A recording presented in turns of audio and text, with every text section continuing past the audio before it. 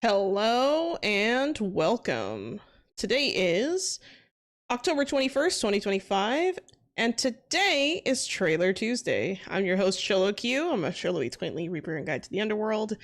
And on today's stream, we're going to be reviewing, or not reviewing, but watching some trailers, reacting to some of them, giving my thoughts and feedback to some of the new stuff coming out. Hello, Branks13. Welcome to the chat. I see you over there. Hope you're doing well. Hope you're hanging in there. Living your best life.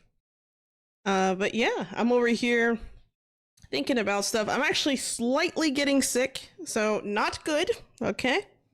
Not good. But I do have the ultimate potion to feel better. And you're probably wondering, what is that? What is that? What is the potion, right? The secret to feeling better when you're getting sick? Chicken noodle soup. That's what I got right now. So, I got some soup. I got some, forgot whatever the hell else I was gonna say, but I'm sweating, so I'm gonna turn on the fan a little higher. 1 second.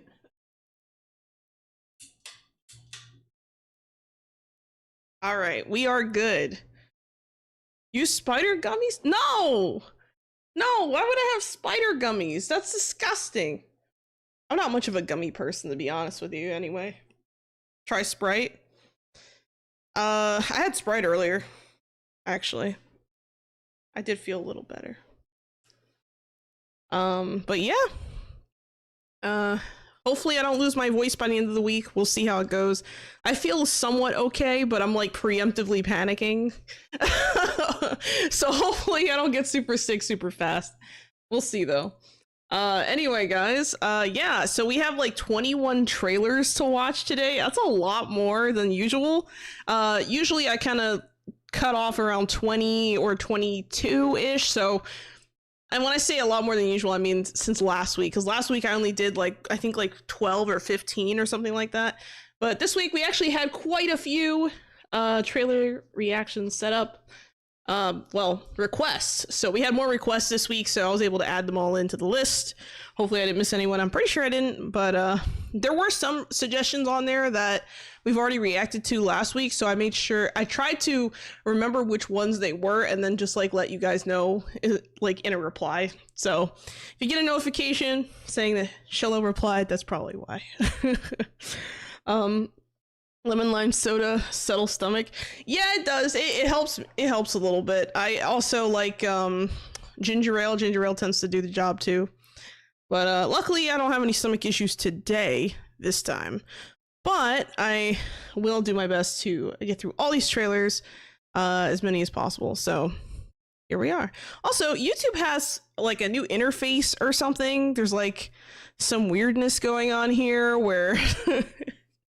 It's like I don't know, like I don't really know how I feel about this new interface. Like it looks kind of weird, right? Like I don't know about that, right? Like it's a little odd. It's a little odd. I gotta get used to that.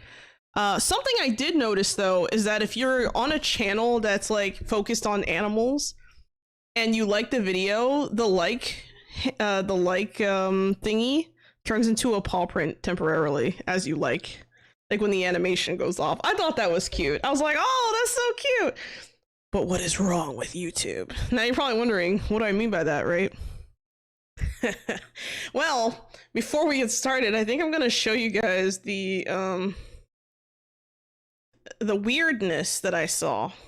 Now when I say the weirdness, I'm not talking about you know, Tainted Grail, okay? Not that weirdness. But this weirdness. So, I think YouTube might be having some technical difficulties, and this is what I posted like an hour ago. Tell me what's wrong with this. Hold on, there we go. Hey guys, the devs over at #freezing and first of all, why is my name Peaceful Q? Okay, have put out a PvP. At first, okay, guys, I had like a mini heart attack. I'm not gonna lie. I really thought this was like some kind of, you know, like clone account or something. I'm like, whoa, what's going on here? And why does it say freezing instead of V Rising? Because obviously I posted about V Rising earlier this week because they put out like an art contest and some other stuff, like another, I think they put out like a balance patch and things like that. So I've been posting about that. So when I saw Peaceful Q, I'm like, oh my God, is there a doppelganger? So I clicked on it, right? Just to investigate, right? Because I'm like, do I need to report this channel? Am I so cool that I have like, I don't know, a doppelganger on the platform now for some reason? And it literally linked me to my own channel. And I was just like so confused. I was like, what? Like, so I don't know what's going on here, but that is not what I said. And that is not my name. So I don't know. Like I clicked on it, it brought me to my own channel. Like when I clicked on the profile, so I'm like, okay, so it's not like someone impersonating me. So like, what the hell? So I'm over here like, is it the AI that's impersonating me? Have I become a robo doggo? Is that what's happening? Am I now a robo doggo? I don't know. But I saw that and I was like, I saw this and I'm like, you know, am I becoming you know, part of the AI algorithm? Have I become part of the YouTube platform in ways I had not anticipated? Am I now like, you know, one of those robo dogs from the 90s? You tell me. Suspicious. It's very suspicious. Also, hello Minifist, hello DVS Zeno, hello Angel Degen, hello Epicus Sever, and hello You Read Your Curse. Welcome to the chat. So cute, but at what cost? I don't know, man, but I thought that was awfully sus. Very sussy. Okay, I saw that, I was like, what the hell is going on here? You know, very weird, very confusing. Anyway, we're gonna get right into it. I just thought I'd share that little story. Being Sholo was dangerous, so they changed it to peaceful instead. Right? Like, I don't know, man, but Sholos aren't really known to be like an aggressive dog breed or anything weird like that. So I'm just sitting here like, but why though? It's like, did I try to start something? Did I start a war I'm not aware of? And that's why they suddenly decided to like, I don't know, rebrand me or something. I'm just sitting here like, why does it say peaceful Sholo? And why is it the hashtag is completely different? Like, what is happening? I don't know, man.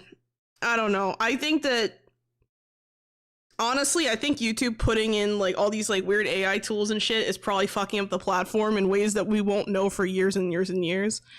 And it's gonna be one of those things where like, I think it's gonna be the platform killer. I know this is like really extreme to say, but I really think that this is going to be the thing that like throws people off of the platform. Like they're going to see this and be like, I'm done. Between the DMCA claims, I don't know if you guys have seen, but I think if I remember his name correctly, I think it was like Davey 504. He's like a musician, but he's a bassist and he, you know, does music channels and stuff. And he has a music channel essentially. And he did like I guess an arrangement of a literally 200-year-old piece of music that is in the, you know, open domain. Like there's no copyright on it. It's in the flow. It's in the public domain, right? And for some reason he got like a copyright strike on that. So apparently he's suing now. There's some other shit going on. I didn't see the suing video, but Jesus Christ, this platform's going to shit. You have people getting DNCH strikes like Gamers Nexus last like a month ago or 2 months ago. They put out a really, really good video talking about like graphics cards in China and how like Nvidia is kind of like turning a blind eye to like some of the stuff that's going on. And then Bloomberg decides to copyright claim, you know, the part of the video that shows our literal sitting president. Okay, he wasn't sitting in the video, but he's our sitting president literally talking about the issue on a mic in public. And he was talking about it, and that was kind of discussed in the video. He's allowed to use that. That's fair use, right? Like, it's like, I don't know what's worse, getting a, you know, a copyright claim like that, a malicious claim like that, or getting a whatchamacallit, or getting a copyright strike for a 200-year-old arranged piece of music. I just wow. Bruh. I can't. I just can't get over it. So the shit's getting weird. Also, there's been like a huge drop in views ever since like YouTube decided to crack down very hard on some of the ad block stuff. Like I was looking in the back end of my videos and stuff and just kind of looking at the analytics, and when it comes to like PC users, you just see this gigantic drop, and you're like, if it looks that significant on my channel, imagine a channel with like 10 billion subscribers. Like, that is insane. There may be things going on in the background we do not know. Look, I'm gonna have to agree with you on that. There's a lot of weird shit going on. I mean, some of the stuff I'm just like, what the hell? Like, what is happening here? You know, just nonsense. But yeah, we'll get into this. Let's get right into the trailers. We got a lot of them to go through. But man, I gotta tell you guys, I think this platform's going to shit. The YouTube platform is specifically, I think, is going to shit. Twitch is already down the dumpster. I heard that like apparently there was an assault or something, like, allegedly. I wasn't there, so obviously I can't, you know, vouch for this, but I allegedly heard that allegedly there was like an assault allegedly on someone who was there at TwitchCon. If that is true, that's pretty bad. It's pretty bad. Yikes. I hope they're okay. I don't know who they are, but I hope they're okay. And I hope that they don't have to deal with this nonsense much longer, because putting hands on people who you have a parasocial relationship with is not exactly fun. For the person. Oh, that's who it is, Emiru. That was the name. I couldn't remember the name of the person. Yeah, that's crazy. I'm like, holy shit. And I also saw, okay, I know I keep saying I want to talk about the trailers, but I saw some shit on Twitter of someone I think I follow, I'm not entirely sure, who was like basically saying that when they went to TwitchCon, they felt like the security wasn't like up to par, and that there was a lot of like problems, because I guess there was an issue where there's supposed to be zones where there's no streaming allowed or something like that, like stream free zones or whatever, but there were like IRL streamers that were like streaming anyway or something like that, which is not okay. And I know people are gonna say that, oh, but you're a streamer too, you're on camera, so why is it weird? It's like, not everyone's on camera. Some people they have very different kinds of content, so if you're gonna put someone or include someone into your content and they don't even know who you are, that's like very frightening, actually. There was also the gifts were thrown or something. Oh, I didn't hear anything about gifts being thrown, but I heard that the people who reached partner, they got like, I guess they gave like gift bags or something to everyone. And the people who reached partner, some of them, it said affiliate instead of partner in the goodie bag or whatever the hell they got. And they were a little upset about that, which I can understand why. I mean, you worked hard to get partner, and all of a sudden, you know, you're kind of being, you know, told affiliate. Affiliate is such an easy, low threshold. I'm going to say this out loud. Affiliate on Twitch is one of the easiest, lowest thresholds you can possibly get on any platform. I think the toughest one to get monetized on, really, is probably YouTube, I would say, though those requirements have changed slightly. And then maybe Kick as well. Like, just to have, like, to hit partner on Kick, I think is harder than getting 1,000 subscribers on YouTube. But I think getting, you know, monetized on YouTube is easier. No, sorry, is harder than getting monetized on Twitch. I think Twitch is like the lowest barrier for entry for like affiliates. So I don't know. It just kind of like rubs you the wrong way when you see something like that, because it's just like, damn, like they didn't even try to like put in the effort to make sure they gave out the right shit to everyone. Like, I don't know. Seems a little disorganized. Shit, security guards hired by Twitch. You know, I have a funny story about security guards. So one time, right, I had okay, so this was like years ago. This was before I had become the Sholo you know today, right? And I went to, I believe it was New York Comic Con, and this was like several years ago, right? And I went there with a couple of friends, and I wanted to see H Naoto. Now he's basically like so H Naoto is basically like a Japanese clothing brand essentially that's named after the guy who's like the designer, and he makes a lot of like I guess you could say like Lolita style kind of like outfits and stuff, but I really like, you know, some of the designs he has. So I was like a big fan at the time, right? And I was like, oh man, I really like, you know, the stuff he makes. So I remember I saw him, he was turned around, I think, because I looked up what he looked like before I went, because I was like, I wanted to make sure that if I saw him, I spotted him, I got a picture with him, right? And so I was like, oh, cool. So I see this guy, and you know, he's turned around. I think that's him, because I saw like the dresses all like lined up, and they had like the mannequins and stuff, right? And it looked really good. So I was like, oh, great, that's awesome. So I start to walk up because I wanted to get his attention, say, hey, can I take a picture with you? And this you know, security guard. Now you're probably wondering why I hesitate when I say security guard. This security guard, who I thought was like I didn't know that the security guards he had were his security guards. I thought that they were like employees or something. So like this one girl, she was standing behind like one of the mannequins, and she was like, you know, kind of back there, and I didn't really get a good look at her, right? And don't worry, I'll do the redeems in a sec, guys. I'm sorry. I didn't really get a good look at her. I started to walk forward, and this girl, she ran right in front of me, and I was like, whoa, like she was so fast, guys. It was like, she scared the shit out of me.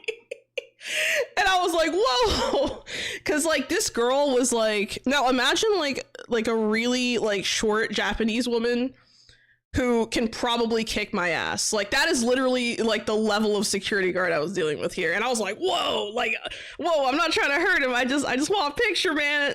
And I'm like, oh, I'm sorry, I didn't realize. Because the thing is, his security guards were dressed in his outfits that he designed. So I think he hired that private security and then and I think that's probably the way to go, is to just hire your own security if you can. So, and so I was like, oh, can I get a picture with him? And she spoke English, right? And he didn't, hello, Bimo! Hello, Bimo! Welcome to the chat, how you doing? I'm telling a story about when I went to New York Comic Con and how I almost got my ass kicked by like a couple of like Japanese bodyguards. So anyway, so I was like, can I get a picture with him? And they're like, okay, hold on. And so she turns to him and pokes him, gets his attention. She's like, you know, and she says something to him in Japanese. I don't speak Japanese, so, and he's like, oh yeah, sure. And then we got a picture together, and I was like, hey. And to this day, it's like one of my favorite pictures because of the memory of like the fear in my body of just watching the security guard just zoom in front of me. Like, I mean, it was so fast, dude. I was like, holy shit, she could have killed me. I know it sounds like an exaggeration, but like I literally jumped because she startled me. Like I was like, whoa. I was like, holy shit. And it was even weirder because she was like half my height, and I'm not very tall, so I was just like, oh my god. Oh my god, I don't mean any harm, I just want a picture. You know, he was really nice about it. He you know, I got a nice picture with him, but that shit was crazy, bro. I was like, what the fuck? Anyway, that was a funny story. I haven't told that story in a long time, but it was interesting. Also, welcome to the chat, Gigi. Welcome to the chat, Angel. Angel with Frostfire. I think I already said hi to you, but I'm not sure. Hello. Thank you for the head pat, Angel. I appreciate it. Thank you for the head pat also. Wait, someone else? I thought someone else gave me a head pat. No. Never mind. That was a hydrate. Thank you for the hydrate, Minifis. I shall do that now. Thank you also for the stretch, Majin Droid Rinsu over on the kick side. Thank you so much. Frodo, are you laughing at me? Are you laughing at me because I'm afraid of like really well-dressed Japanese bodyguards? Is that what you're telling me? I mean, it was so crazy. Like, because the thing is, I didn't speak Japanese, so I'm sitting here like looking at them like, oh, I just want a picture. And luckily she spoke English, so I was like, oh my God. So, you know, I got worried. I was like, oh no, because I thought I fucked up. You know, I really thought I fucked up. I was like, oh my God. I'm not trying to hurt him. I just want a picture. That's all I want is a picture. God damn it. But yeah, when I saw him, I was like, oh my God, that's the guy. Like, it was just like that moment, right? So it be like that sometimes, man. You know. Thank you for the hydrate. Also, you read your curse. That was very nice of you. Yeah, totally too much over processing. I was just like, what the? But yeah, that was an interesting experience. Also, let me give a quick shout out to BMO because you were, I think that was, I'm pretty sure you were the one that I rated last time after last stream. So yeah, just wanted to give a quick shout out to BMO. So thanks for stopping by. There we go. Go check out their channel. They're over on the Twitch side. Highly recommended. All right. Okay, so let's get into it. I'm not gonna fuck around too much anymore. I'm done telling my story and ranting and all the nonsense, but I figured I'd decompress a little bit at the beginning of the stream, get that over and done with. So, all right. So our first trailer we have here is Where Winds Meet, official open world gameplay trailer. Watch the open world gameplay trailer for Where Winds Meet, an upcoming open world action RPG developed by Everstone Studio. Players will explore a diverse set of landscapes from ancient 10th century China, from lush, vibrant landscapes, bustling markets, serene places, and more. Discover more in Where Winds Meet, launching on November 14th for PS5 and PC on Steam and Epic Games Store. All right. Yeah, no problem, Bebo. I like your name anyway. It's memorable, you know? Because every time I see your name, I think about BMO from, like, Adventure Time. And I'm like, yeah, that's close enough. But that's okay. At least it's memorable for me. But here we go. Let's watch the trailer, give my reactions. Let's see. Blissful retreat. A place of joy where every day is pure bliss. Oh my God, what are these dogs doing? What the dog doing? What the dog's doing? They're over here, they're playing. Wait a second. I'm not sure if I want to say this is Mahjong, but I'm not sure. I'm not entirely sure. I don't know my tabletop games very well, guys. Heard there's a new thing called Chocolate Horse. What the hell? Mahjong? I think so too. I hope I'm saying it right. You grew up without parents. But hey, you had company. All those loving neighbors. Adorable little friends. That's not an adorable friend. That is a abusive goose, I think. So hungry I can eat a horse. God. And Uncle Jiang, your sword master. But it's time to chase your dreams out there. Why the fire breath?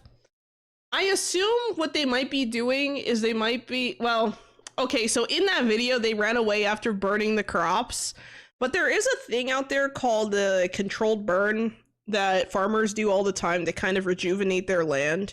Because, like, if you burn the crops, it'll, like, kind of reset the land so you can, like, kind of do what you need to do with it, essentially. So, at first, that's what I thought was happening, but then they ran away, and I was like, wait a second. Something right here. Welcome to Kaifeng. Total madness, and you'll love every minute of it. Streets humming with crowds. Serene palaces towering above. And thousands of people with their own stories to tell. So this looks like some kind of like story-rich RPG kind of thing with some humorous elements. Might be interesting. I like this. It looks really nice. Enjoy live performances. Street fights that'll get your heart racing.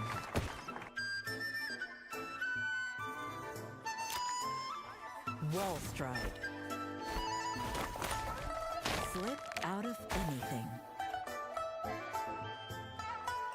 Fetch from afar. You'd want to master these tricks. So are you like, I wonder if like the abilities you have is just like, are you just the town's troublemaker? Is that your job? Like, is that really just what you do? Is you just trouble the whole town with your nonsense and pranks? Like, that's crazy. It is the arson quest. The arson quest, I think, is one of where you start solo, then progress to unlock multiplayer stuff later. Oh, okay. Maybe. Rob the rich. Rob the rich. Well, arrests happen to the best of us. Occupational hazard, really. Oh, man. Paralyze your enemies mid-chase. Or let tight sheep turn their strength against them. Wow. Or just yell really, really loud. These skills might just save your life. And be your keys to becoming a legend. This is a vast world. But the real heroes always find each other. The winds are calling. Will you answer? This is one of the weirdest trailers I've watched in a while. Like, okay, I've seen some crazy trailers, but this one's kind of weird in the sense that, like, I finished watching it and I'm sitting here thinking, yeah, but like, what is it about? You know what I mean? Like, there's a lot of interesting stuff. The visuals look nice. The music's good. There's a lot of good things going on here.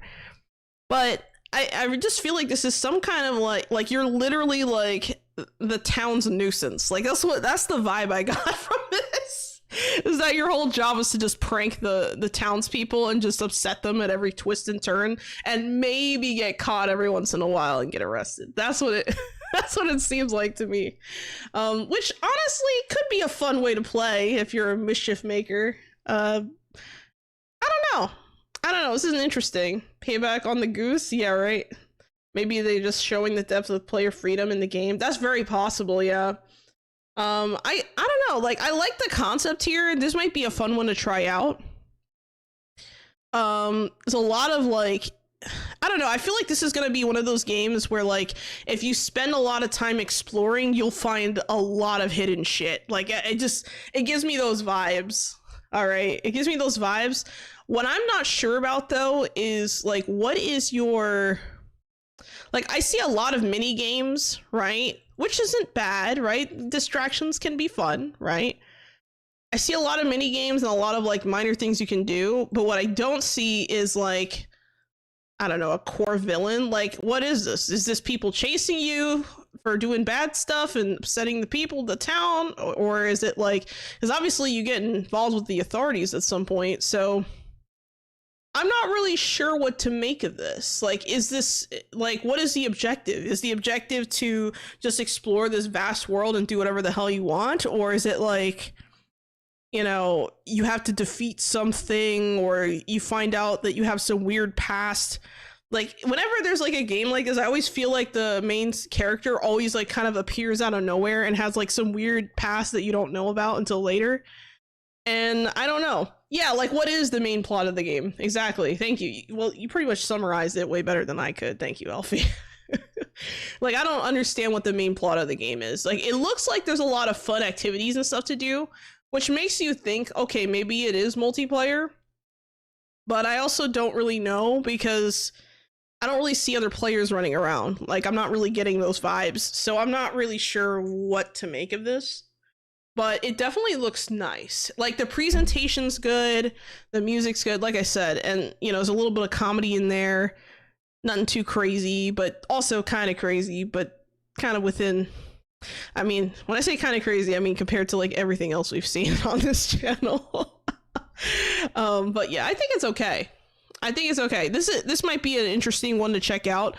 I do think, because this is the official open world gameplay trailer, so I really think that I would have to see like an extended gameplay trailer of just gameplay to like really understand like what this is. Would be more on co-op side than MMO, maybe that's an interesting idea.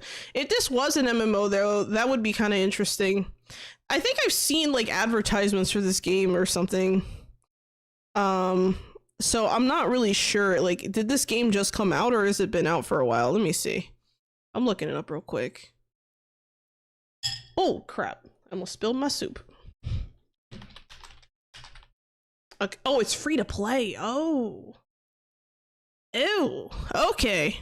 Planned release date November 14th, like it said. Yeah, so it looks like this game is free to play. So that's an interesting thing. Action RPG adventure, open world sandbox. Okay, sandbox, that's interesting. But I don't see anything here saying multiplayer per se. Let's see. Cross-platform multiplayer, online co-op, online PvP. Okay, so I think you might be right. What did you do?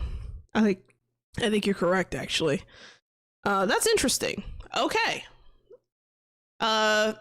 If I had to score this maybe I should start scoring trailers, right? If I had to score this trailer, 7 out of 10. Not bad. We'll take it.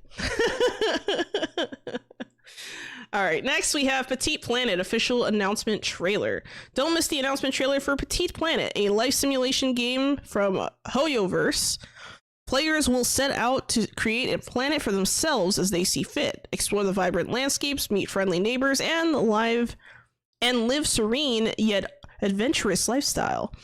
Petite Planet is coming soon with the Coziness Test closed beta signups being available now. There's a closed beta signup. Interesting. Closed beta sign up open now. Okay. I heard about Petite Planet, I think last week. I think someone might have mentioned this game. So this is my first time seeing this. Let's see how it is.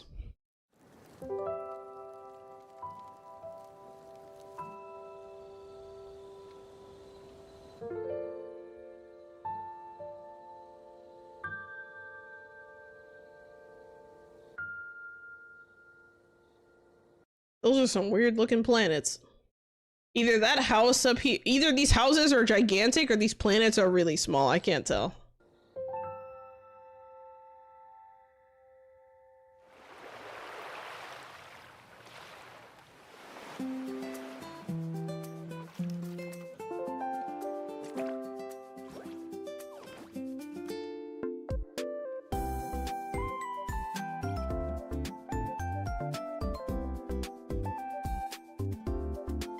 Okay, so it looks like we have a little bit of I like to call it the main base customization or home customization here.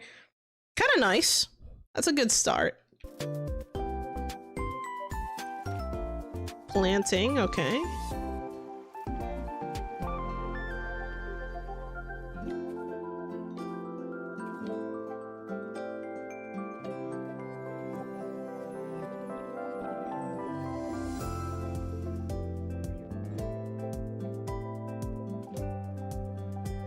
Okay, so something I want to mention is that I'm not familiar with HoYoverse at all. Like, I don't know anything about it. I've heard the word HoYoverse a couple times. No idea what it's referring to. So I assume it's like a franchise or something. Let's see, HoYoverse version of Animal Crossing. That's what this is, and this is interesting, but I kind of wonder, like, there's so many games out there now that kind of are trying to fit that, like, Animal Crossing feel or, like, Stardew Valley feel, that I wonder what's going to make this one different. Genshin devs? Really? Okay.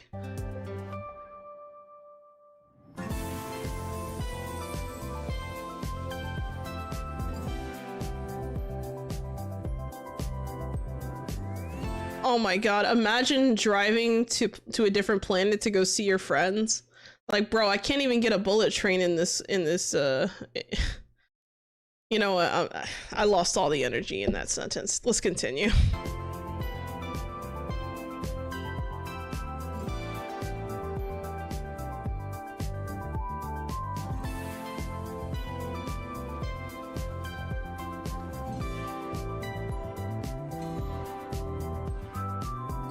don't know, that car, that like, you know, interstellar taxi is kind of growing on me. I like it.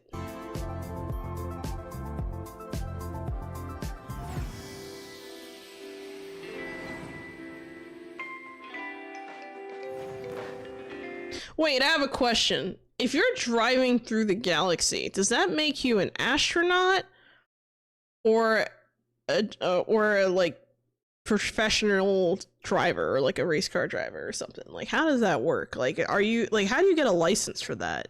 Like, seriously.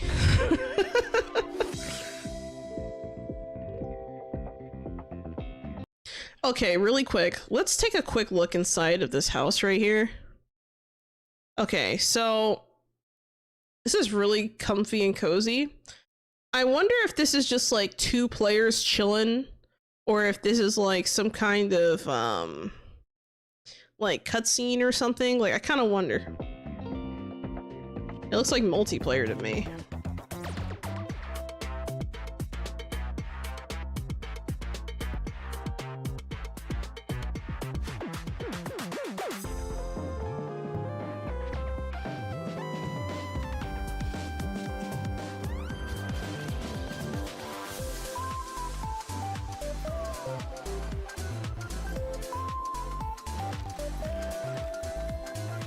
Yeah, so it looks like it has all the things you would want in like a cozy sim. Like, you have fishing, you have, you know, farming and stuff like that. So you can visit other players' planet. Yeah, that's what I was thinking. Like, this kind of reminds me a little bit of like Farm Together. I know there's a Farm Together too, but I haven't played it. But it kind of reminds me of that. Like, so if you guys haven't seen Farm Together, it's basically like a farming sim where you can like visit other people's homesteads essentially, which is super cool. And you can also, like, not only can you visit them, but they can visit yours and things like that. And of course you have like your permissions and settings and things like that, but it's very customizable, right? So I wonder if it's going to be kind of like a similar situation, but instead of just visiting a homestead, you're visiting someone's entire planet. So like, if a planet is like your own space, like your own housing or your own whatever, how does that work? Is that going to be like, okay, I'm going to go visit my friend on their planet, and you just look through like a catalog of planets and you pick the one that you want to go visit? Or do you have to like invite them to go see your planet? Like, how does that work? Like, is this going to be like visible to everyone? I kind of wonder. I'm visiting Sholo's private chambers. I mean, what? I mean, if you do that, you might not be able to leave me. You might get trapped in there because I haven't been in there in a hot minute. I may have lost the key. Let's see. This is Kaio-sama planet. And all see planet size? What? Let's see. Giggity. Oh my god, man. Bruh.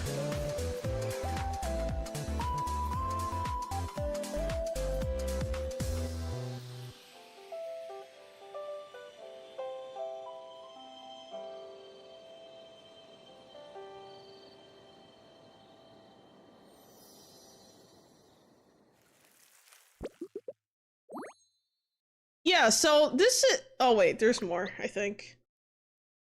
Oh, there it is. Never mind. Okay, so there's a coziness test, which is good. Okay, and apparently there's signups now open.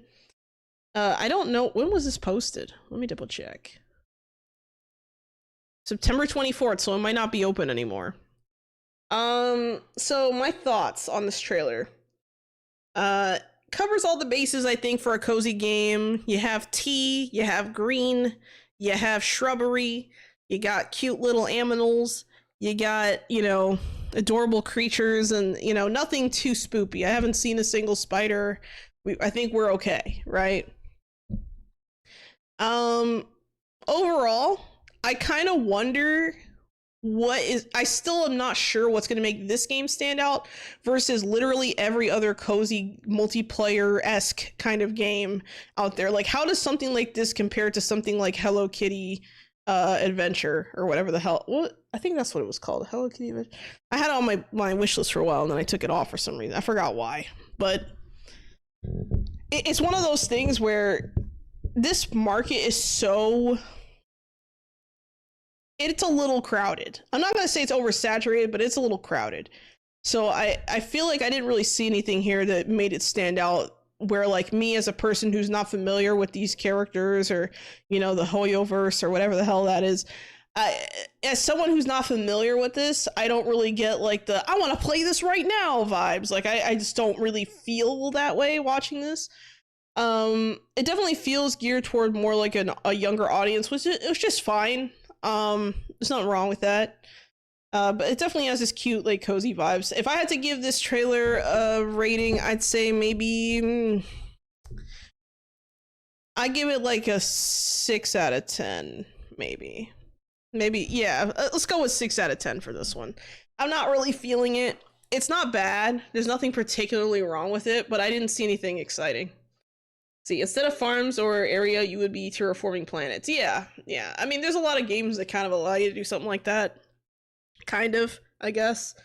There was another game we looked at last week where I was like, holy shit, like I was super impressed by what I was seeing. It was the, I forget what it was called, but they also kind of had a chibi design, but it was like detailed enough that it was nice. And it was the one where like some of the characters with like curly hair had like kind of like a felt texture to their hair. I forgot exactly what the name of that game was, but I would rather play that than this based on just the trailers, if that makes sense.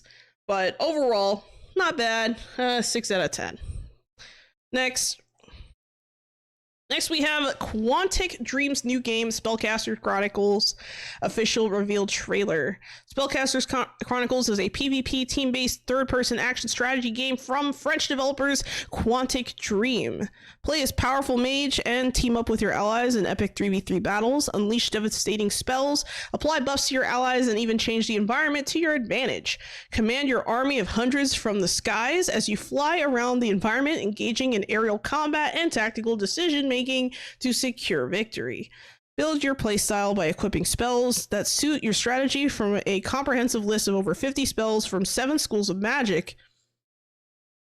Hello, is this fee rising? With a wide roster of creatures ranging from skeletons to dragons, match your spells and your army units for maximum dominance in the field. Each season, you will make a choice that impacts not only your gameplay, but the lore of the game. Spellcaster Chronicles is coming soon for PC. All right. More dislikes than likes? Holy shit, yeah. That's interesting. Okay, let's take a look and see. I'll form my own opinion. The tapestry, where past, present, and future entwine. Where the gods once shaped the fate of man and empires. But the gods are gone now, and in the chaos they left behind, some of us obtained abilities no mortal was meant to hold. To break. Okay, so just looking at this, I'm immediately getting Hero Fighter vibes. Alright, like a multiplayer, Hero Fighter versus kind of like almost, well, I don't know, with all these guys on the ground, it almost comes off as like a MOBA. So let's see. The laws of nature. Command legions of beasts. Bend the elements to their will. Summon storms of fire and fortresses of iron to unleash even the might of the legendary titans. 3v3. Cast devastating spells. This battle may save our world. All right, so we have some deck building. Customize your deck. Incantations and titans. You have all rank in magic school. Interesting. Okay. Summon hordes of creatures. Okay. Or lead it to its destruction. Decide fate together. Certain, our future is in your hands. Okay, so all right, so based on my initial reaction to this, I feel like this game definitely screams like hero combat. And when I say hero combat, I mean that could be either like a MOBA or like, you know, a hero, kind of like a hero shooter, but not without shooting, if that makes sense. Kind of more like, oh, I'd say probably closer to something like Marvel Rivals, even possibly. But the thing that confuses me about it is the fact that you have like a bunch of deck building and spells to choose from. So like, what is the point of picking a character if your spells are like customizable and changeable? At least that's kind of like what my first reaction is here. I could be misinterpreting that. I'm not entirely sure. That being said, the actual gameplay itself, I mean, I think the character designs and models are kind of whatever, right? Like, I don't really know. Like, I have no idea what they're supposed to be doing. Like, this person, like, they all seem to be like casters of some kind. Like, it's like an all magic kind of thing. But I'm not really sure how I'm feeling about these character designs. Like, I feel like it's a little bit over stylized, I'd say, even. Like, I'm not really sure. Like, if everyone has a staff, like, how, like, I don't, like, why would I pick this character over, like, I don't know, this character, or like I'm not really sure. Like, I guess I would have to see more of like an in-depth thing for this, but I think it's kind of like all right, I guess. Nothing too out of standard, I guess, for this kind of genre. The one thing I kind of don't like, to be honest with you guys, is like the art style. Like, I feel like the art style, like this, okay, it's like they took, what's it called? This reminds me of something like,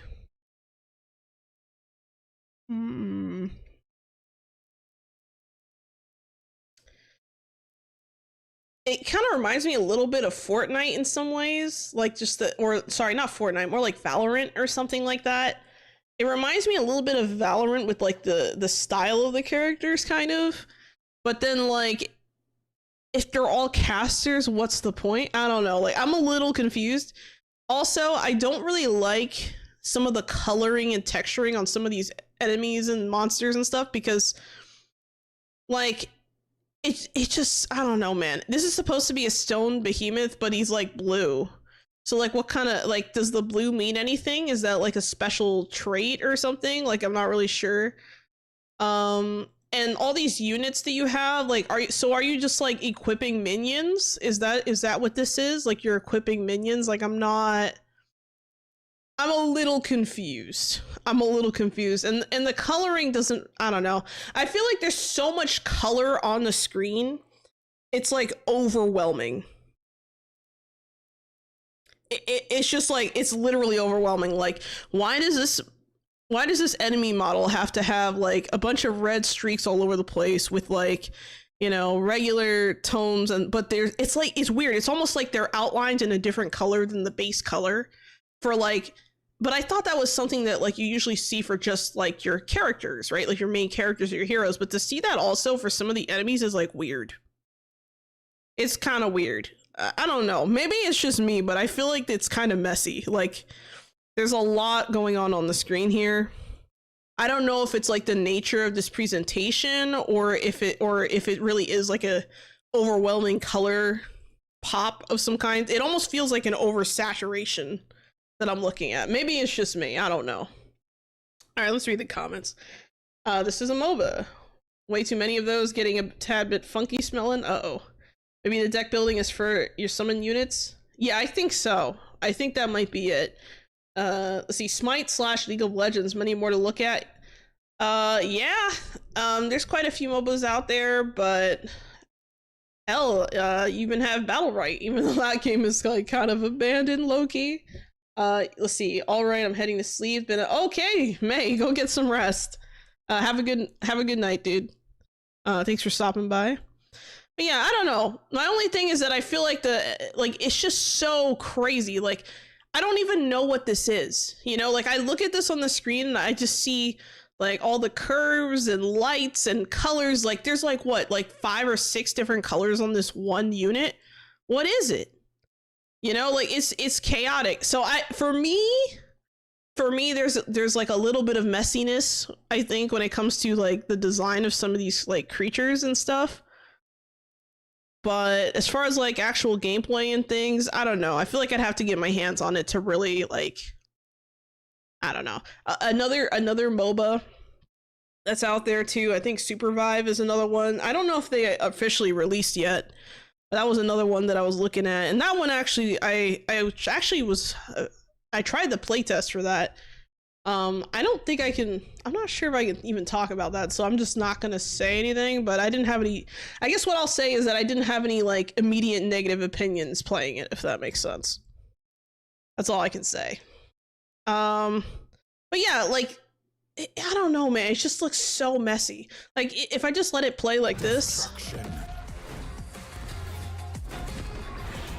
One thing is for certain. Something tells me that if I play this, my computer's gonna lag. Like, I just get those vibes. Like, and these creatures here with the wings, they look terrible. Like, it looks like something out of like old school World of Warcraft. Like, it looks terrible. Oh yeah, good point. Let's check the comments. You either die a hero or live long enough to see yourself become the villain. Oh shit. So Quantic Dreams is the next studio that will close. 28 spell wounds. Let's see. Where's the Star Wars Eclipse? What's the default JSON button? Let's see. I can already see the "we are so sorry" message from the developers closing the servers. Literally have been waiting with excitement and anticipation since 2019 to finally get a new Quantic Dream. Oh, that's been a thing then. New Oh yeah, sorry, the developers Quantic Dream. Let's see. Let me reread this. Literally been waiting with excitement and anticipation since 2019 to finally get a new Quantic Dream game, and it's a MOBA? Of all things they could have done, a freaking MOBA? These are the guys behind Detroit Become Human and Heavy Rain, by the way. I don't think there's a way to express the disappointment I feel now. Ooh, okay. Gigantic, but with an even shorter life cycle. Damn. Someone said, man, I miss Battlerite. Damn! I was literally just mentioning Battlerite. I never played Battlerite, but it's funny because I only know about it because of Stunlock, because Stunlock also made Battlerite. So that's kind of interesting. It's too early to be making April Fool's jokes. What happened to Quantic Dream? Damn. Krusty the Clown, stunned, saying, what the hell was that? Was the first thing that came to mind. League of Legends vibes with stylized Overwatch. See? Someone else agrees it's like Overwatch. Like the visuals. I agree. Let's see. What the hell happened to Quantic Dream from Detroit Become Human to a 3v3 MOBA? That would be like DICE going from Battlefield to a point-and-click Mario Kart game. It makes no sense. Why can't a single-player game be like this with a rich story and meaningful progression system? It can truly rule. Okay, so I guess the people who are upset about this are upset because this isn't what they expected from that developer. I don't know much about Quantic Dream, but the fact that they're getting like negative reception like this, it kind of tells me that like maybe they like, I kind of wonder if like they told people they were making a MOBA or if they just said, oh, we're just revealing it, it's almost done, and they just kept it hush hush for years and people are like, why would we want this? I don't know. I wonder if it would even be fun. I would have to try it to know for sure. I do play a lot of League of Legends, so maybe, but I don't know. So it seems like really people wanted something else from them, and I think that's why a lot of the downvotes happened. All right, next we have Wizard Cats official demo launch trailer. Watch demo launch trailer from Wizard Cats, an action roguelike crafting roguelike. They said roguelike. Action roguelike, crafting roguelike. Why did I say roguelike twice? Developed by Big Frog Studios. Players will embody an elusive yet powerful wizard cat tasked with using the arcane arts to dispatch endless hordes of little animals. Collect mystical ruins, create spells, and more with Wizard Cats, coming soon to macOS and PC on Steam, with the demo available now for Steam as part of Steam Next Fest. Okay. Thank you for the hydrate, much enjoyed, and rinsu. I shall take a sip real quick.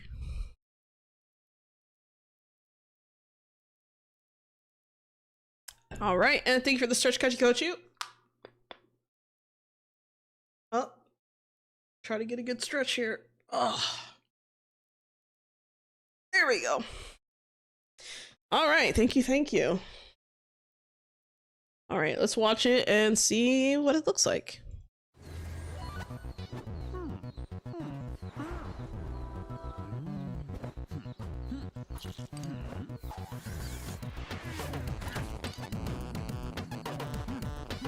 Imagine like a cat just looks at you, a fellow cat, and says, "You're a wizard now," and then he tosses you through a portal and suddenly you're fighting battle frogs. Yeah, no, you're fucked. Oh, sorry, not battle frogs, battle toads, I meant to say.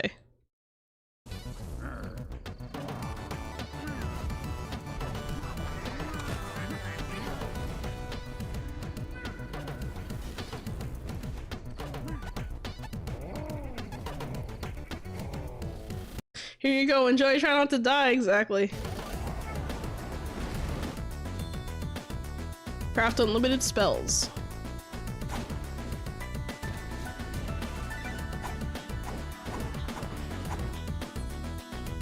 Discover it first, claim it forever.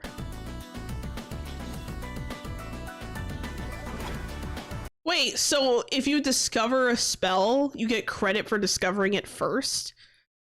What? Nearly unlimited spells?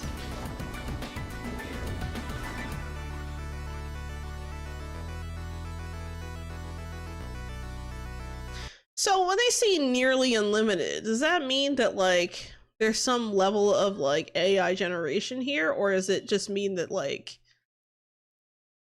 you just have so many options that the combinations are almost endless? Like, I don't know. That's interesting. Just wondering.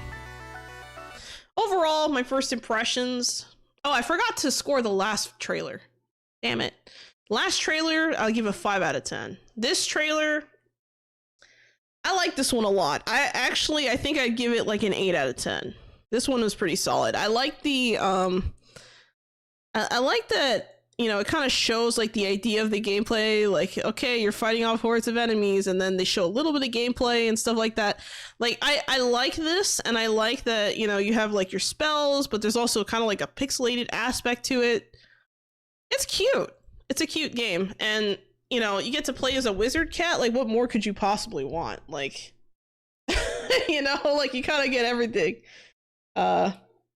So, yeah, I don't know. I like this. This might be a fun one to pick up.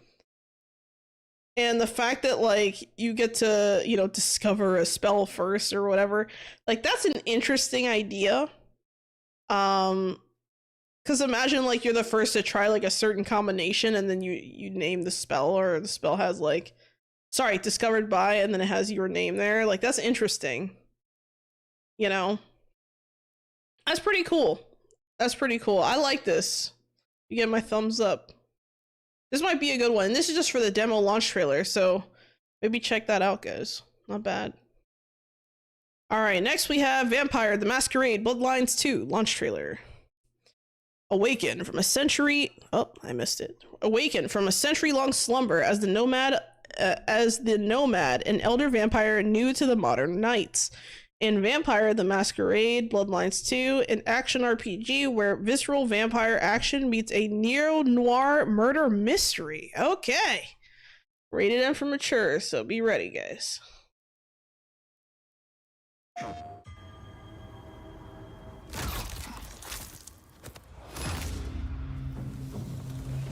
You've been buried for a long time. While you rotted, I built this city, brick by brick, bone by bone. Every deal, every betrayal, every drop of blood spilled here was by my choice. And now you crawl out into me. Okay, so it looks like we have quite the extensive character creation here. So see, we have outfits, hair, face, piercings, eyes. So we have quite the mixture here. My world, unshackled, unwelcome. Oh, okay. So you have a little bit of interactions with some of these characters. I wonder if there's like different like I'm not familiar with the franchise, so I wonder if there's like different outcomes depending on like dialogue and shit. That'd be interesting. The pleasure is all mine. Not all of it, I assure you. Will you be an asset to Seattle? Or the spark that burns it all down again?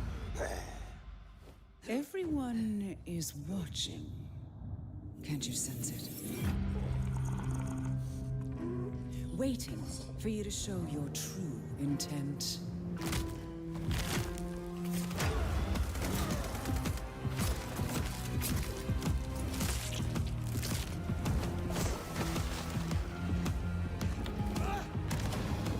What will you do to my city, nomad? And what shall I do to you? This looks interesting. So I'm not really sure if I would play this, only because it seems mostly like first person. It kind of gives me, I don't know why, but like some of the cutscenes where they're like talking and stuff kind of reminds me a little bit of Cyberpunk for some reason. So I don't know why. It's like giving me those vibes. Overall, I like that it shows like kind of like a little bit of everything. It feels like they showed, you know, some of what the fight scenes look like, some of what the combat looks like, some of the choices you're gonna have to make. It definitely looks more story driven. And to see that in a more modern setting is interesting, because usually with a lot of games that have like vampires in them, it's not usually modern times kind of vampires. It's usually, yeah, like a vampire detective vibe. Yeah, I'd agree. Because like a lot of the games you see out there kind of go with more classic vampire stuff, and there's nothing wrong with that. Obviously, I play a lot of V-Rising. There's another game out there that I'm trying to get into the playtest for, which is which honestly I have to take the time to like. That's a side project, but there's another game out there called what's it called? Vampires Bloodlord Rising, and that game is like also kind of like in the olden time kind of era. Like you don't see a lot of like vampire games that, I mean, I guess they do exist where like you see them in a slightly more modern setting, but I don't think I've seen many recently that are like that. So this is kind of nice to see. I wonder what kinds of things you can like really do and get away with here, and I wonder what kinds of things will like land you in trouble. Like I wonder how like complicated the dynamics here are when it comes to story and things like that, because I feel like that could be really interesting. So overall, oh, and I really like the character creation. They have a lot of different options and stuff, and you know, they showed like some different screens and things. So, you know, for faces, you have like different like, you know, paints and stuff, which is interesting. So I don't know, could be cool. I think that if I were to give this trailer a score, I'd say maybe like another 8 out of 10, maybe 7 out of 10, 7.5. It definitely makes me like curious about the game, but do I feel like a need to immediately play it? Not necessarily. But holy shit, what's with this? It's a near ratio. What happened here? Hold on. I heard they also sell this game brick by brick. They had one job. What's going on here? Game looks meh, but I'm excited for Diana Burnwood from Hitman. No footsteps in snow. Can't believe we waited so many years and this is what we get. Let's see. This makes me wish a new Underworld, Blood Drain, or a Blade game. Okay, brick by brick. I don't know what they're referring to. Would have much preferred a new Legacy of Kain entry.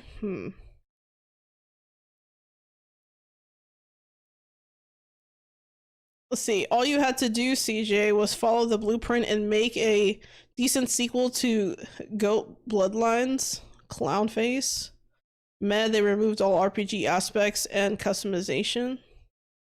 Okay, how about a remaster of whatever? Okay, let's see. What is the controversy surrounding this game? I'm out of the loop. Yeah, same, bro. Same. I'll wait a few months till this game goes the same way as Dragon's Age and ends up as a monthly PSN game. Damn. Praying it's okay. What? It looks like another batch of, yeah, it looks like disappointed fans. I'm not familiar with the series, so I can't even like really question that, I guess, but okay. All right, next we have This Is Fine, Maximum Cope. Check out the brand new teaser trailer. Let's see. This Is Fine, Maximum Cope is shaping up nicely, and today we're excited to share a brand new teaser trailer. Step into the question, coming to PC, PS5, Nintendo Switch, and Xbox Series X and S. Step into Question Hound's collapsing theme park of anxieties and surreal challenges. Navigate wild platforming puzzles and bizarre encounters as you fight to keep it together in a world where everything is definitely not fine. Stay tuned. This is just a taste of what's to come. Okay, check it out.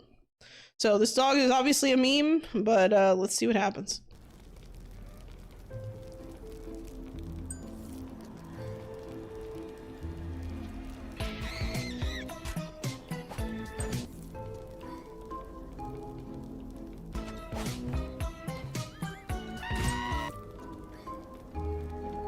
That scream.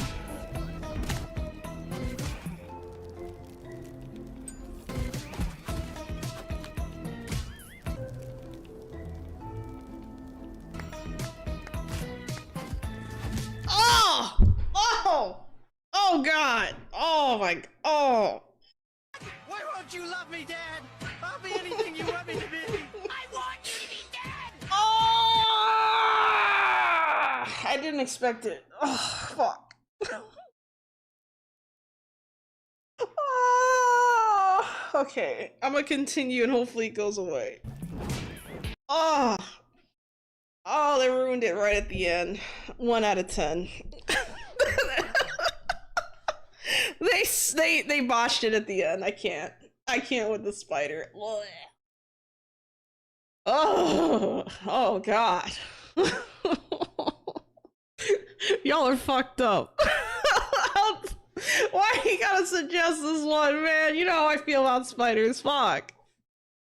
Damn it. Character already looks like a meme. Well, the character is a meme. Let's see. Well, like an actual meme, like a This Is Fine meme. Like that's a thing. So you just think of it as a skull. They got you there. Yeah. That's fucked up. So before it was ruined, at the end, where I had to give it a 1 out of 5, I would say overall, the vibes I'm getting, 3 out of 5. I'm not impressed with this. It kind of reminds me a little bit of like, how do I say this? The gameplay reminds me slightly of like an old school Rayman kind of thing, but like way worse in execution, if that makes sense. Like it just comes off to me as like a very I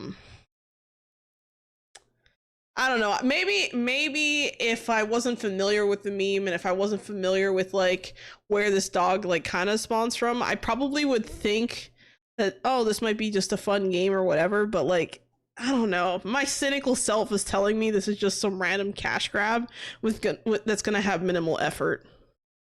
Yeah, like the joke didn't land. Like when you bring the meme to real life and like, look at this dog, look. He's chilling, right?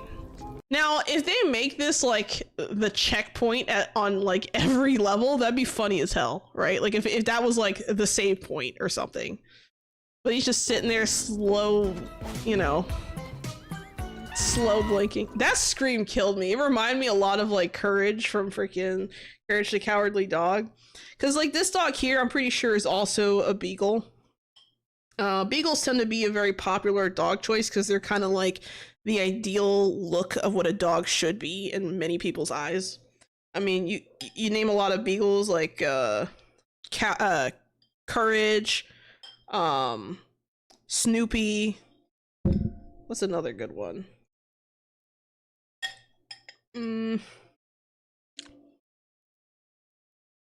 Wasn't Underdog also a beagle? I think Underdog was also a beagle. There's a lot of beagles. I don't know. I feel like the joke didn't really land. It just comes off as like a cheap creation that's not really gonna hold a purpose in anything. And I don't know, man. Like, I feel like it tried too hard to, like, be funny without context, and it just didn't work. Like, the thing that makes memes work is when you can take a meme and throw it into, like, any context that, like, applies, and it just works. This game is not the context that this applies in, I feel like. It just doesn't seem to, like, land with me. The other people, no one else commented on this. Interesting. I don't know. The moment it moves, it ended. Yeah.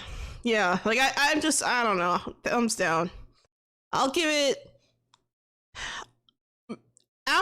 before Spider 3 out of 10. After Spider 1 out of 10. I think that's my final verdict on this one. Didn't land. All right, here we go. Quite a Ride official gameplay trailer. Horror Game Awards Showcase 2025. Take a look at the gameplay trailer for Quite a Ride, a first-person exploration bike riding horror game developed by Goodwin Games. Oh, right, I remember now. So someone actually requested the reveal trailer, but we already watched the reveal trailer, I think, if not last week, the week before. So I added the official trailer, so we're gonna watch this one. Let's see, because this one just came out on September 30th, and I was not streaming then, I don't think. So I missed it. So players will ride through thick fog and strange combatants at every turn. Conserve the phone's battery, explore a variety of different locations, and survive at all costs. Quite the Ride is coming soon to PC on Steam. Let's check it out.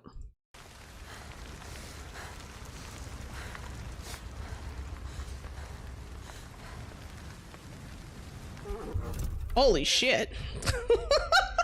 Imagine you get hit by a deer while on your bike. That would kill you. Like, that would actually potentially kill you.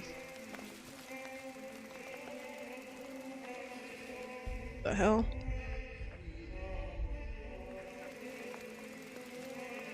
Ew. Oh, I hate these. Anomaly.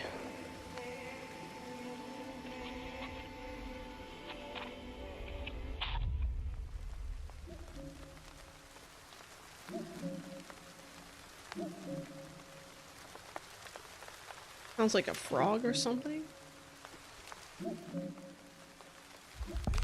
Ooh. Ew.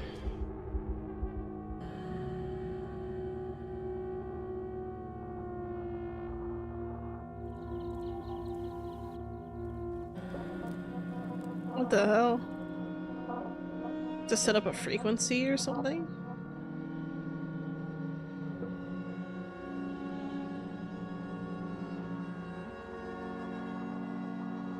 Ew.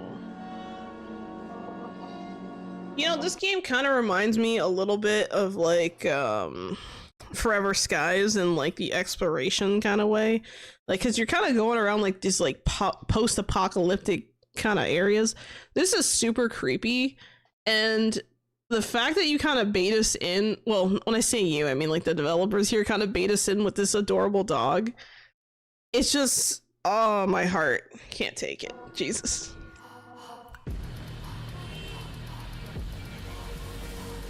Oh man, imagine trying to get through this on a bike.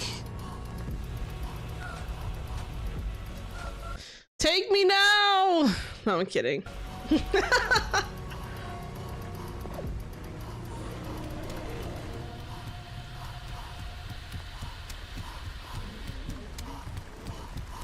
Ew. Hi there. How's it going? You know what this reminds me of? This actually, let me see if it comes back. There we go. You know what this reminds me of? You guys ever see like Avatar: The Last Airbender? And there's like that one episode where you have like the one creepy thing in the freaking cave or whatever, and his face just kind of moves around and shit. Like, this is what this reminds me of for some reason. I'm just getting those vibes. I forgot what it was called. But that's interesting. And I think they like steal your face or something. I forget what those guys doing. You snorkeling or something? Yeah, right. They're looking for gold or humans. Hi there. Oh shit.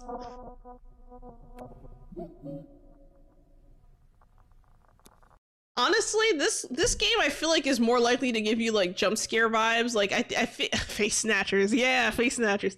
It kind of feels like more of a jump scare kind of horror game than a just overall. Like, yeah, you're gonna feel like tense and you're gonna have like some creepy vibes every once in a while. But I feel like the jump scare is what really this game is going to excel at. So if you want like a mini heart attack every few minutes, this is probably the game for you. I think. If I had to give this one, hold on, let's see if there are any more. No, if I had to give this game, sorry, not the game, but if I had to give the trailer a rating, I give it probably an 8 or 9 out of 10. It was pretty good. I had a couple of uncomfortable moments watching this trailer. I think it was all right. Not bad. Not bad. All right, next we have I had 2 people request this one. Marvel's Wolverine gameplay trailer, PS5 games. Mini heart attack every minute. Yeah, right? Here we go. Deceptive audio version available. Sorry, descriptive, not deceptive. Why did I say that? Become a living weapon. As he searches for answers about his past, Wolverine will do whatever it takes, unleashing brutal claw combat, violent rage, and relentless determination to cut through the mystery of the man he used to be. From Insomniac Games, the developers of critically acclaimed God, I can't read. Marvel's Spider-Man franchise comes Marvel's Wolverine, an all-new take on the iconic character based on Marvel Comics. Developed in collaboration with Marvel Games and Sony Interactive Entertainment, Marvel's Wolverine coming to PS5 consoles fall of 2026. All right, let's check it out.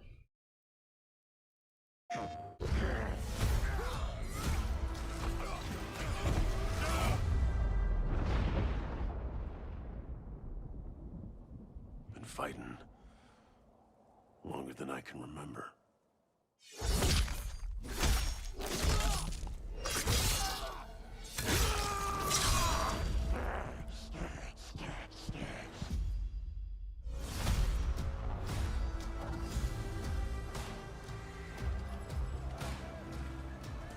I feel like Wolverine is like one of those like heroes that like I don't really, when I say heroes, I assume I think he's a hero, right? I feel like Wolverine is probably one of those like characters, like Marvel characters that I probably know the least about. There's something about him that I don't know if it's because his outfit like traditionally is like yellow and that's not my favorite color. So maybe that's why I kind of, you know, granted, I don't really like Spider-Man either, and he's red, which is my favorite color. So I don't know. I don't know, man. It's something about this guy. It just doesn't seem to like really interest me. Like I don't know what it is. I don't know why it is, but for some reason I just don't find Wolverine that interesting. I'd like to say I'm not a violent man. The trouble just has a way of finding me. But I'd be lying. Doesn't matter where I go.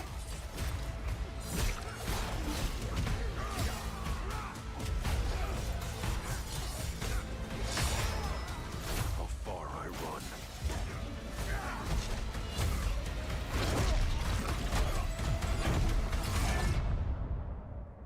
Death's always waiting.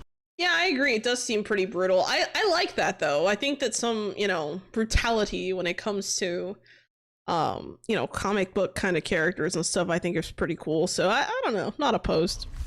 Pretty nice. He's Wolverine. He's violent, I think, right? Just not for me. Oh yeah, I forgot he has regeneration. That's what makes him like weird. So yeah, apparently he can like, he has crazy regeneration. So every time his like things come out of his hands, like those claws come out of his hands, he's literally ripping his skin. Like it's crazy.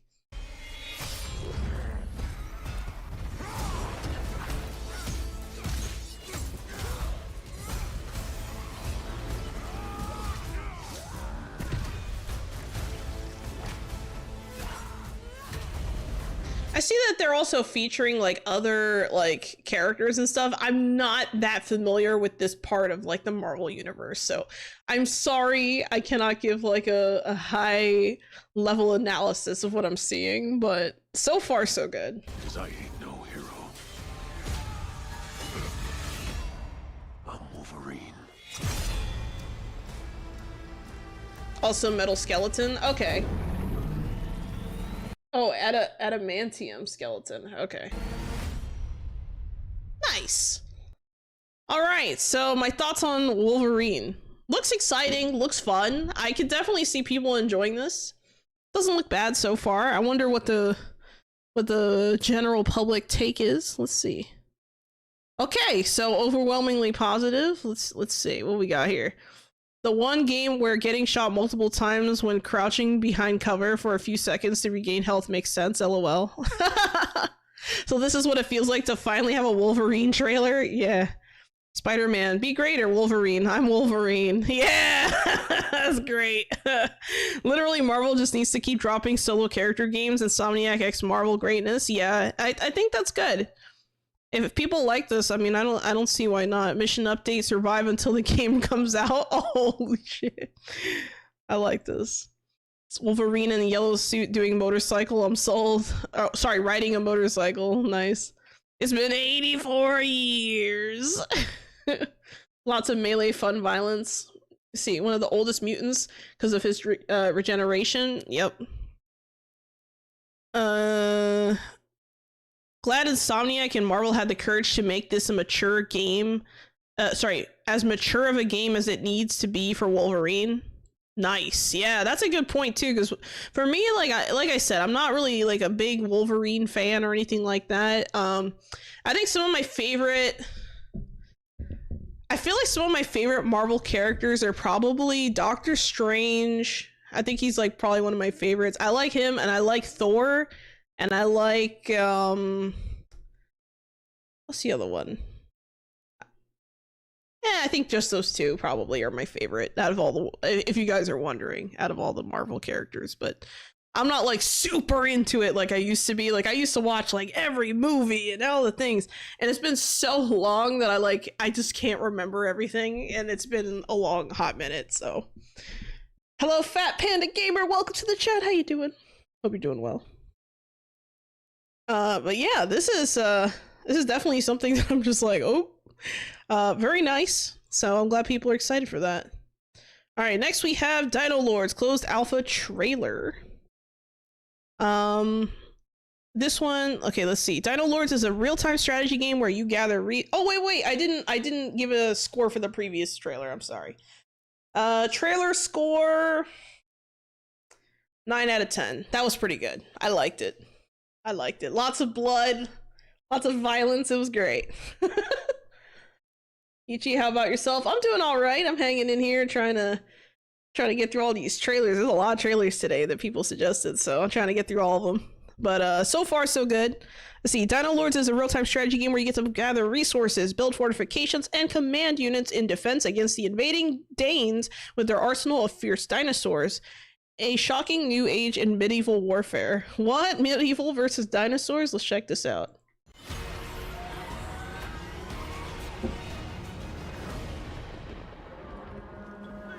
When the Northmen came, they brought not only axe and fire, they came bearing our extinction.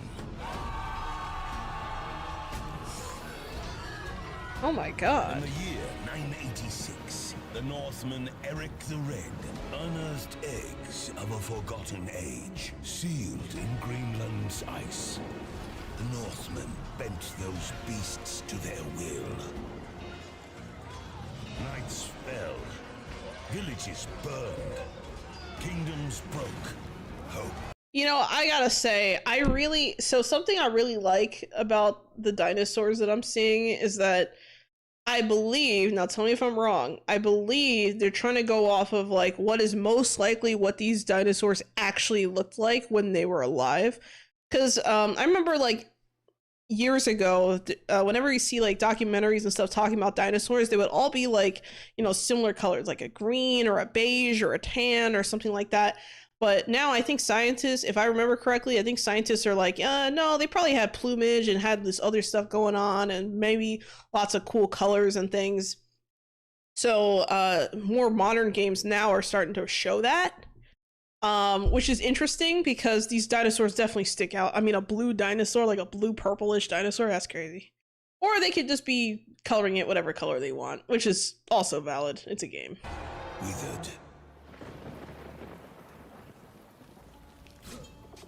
But beasts can be broken and turned upon their masters.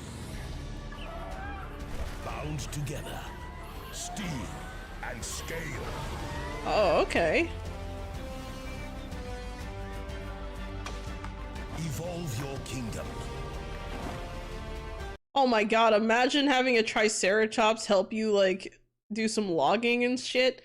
Oh my god, the possibilities, guys. Like, this is crazy. Like, imagine a world where instead of having, like, oxen and, like, workhorses and things like that, we had, like, dinosaurs doing that kind of work. Oh my god. We wouldn't even need, like, half the machinery we have today. We could just use dinosaurs. Holy shit. Yeah, who needs horses when you got raptors for mount? Yep. Rhino RTS. Yeah. Sorry, Dino RTS. Yeah, definitely seems like it. Build your stronghold. Command your forces. And breed a new type of warrior. For whoever controls the dinosaurs controls the battlefield. A new age is upon us.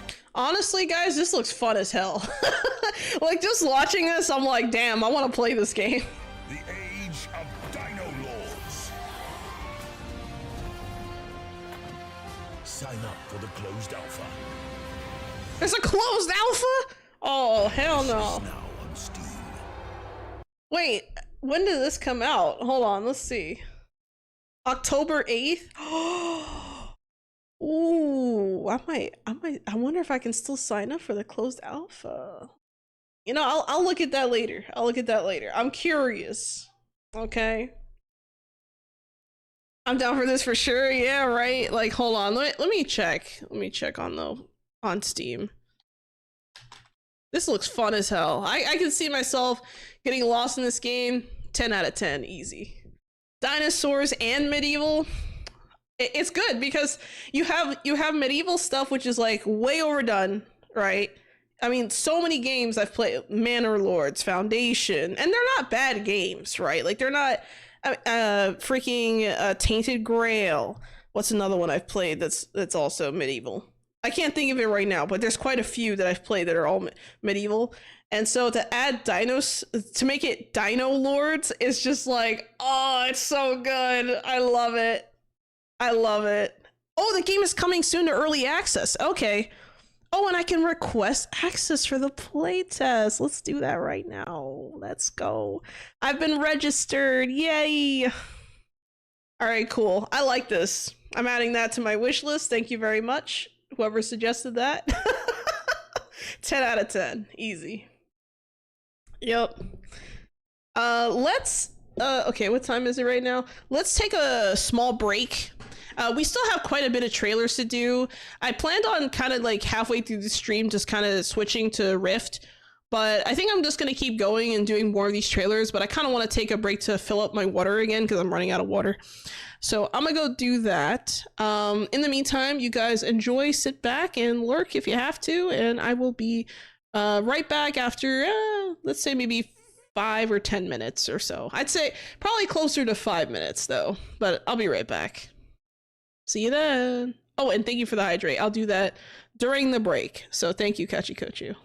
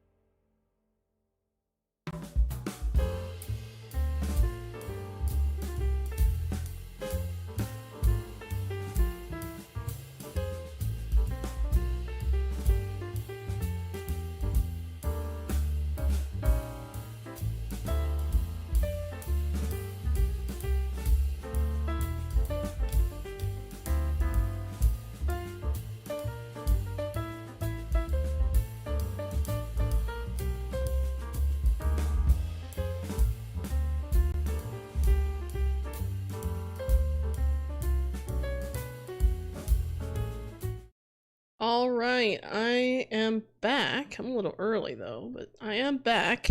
I actually, thank you, you read your curse for the stretch. I also did that during the break, so make sure to get my hydration and stretching done.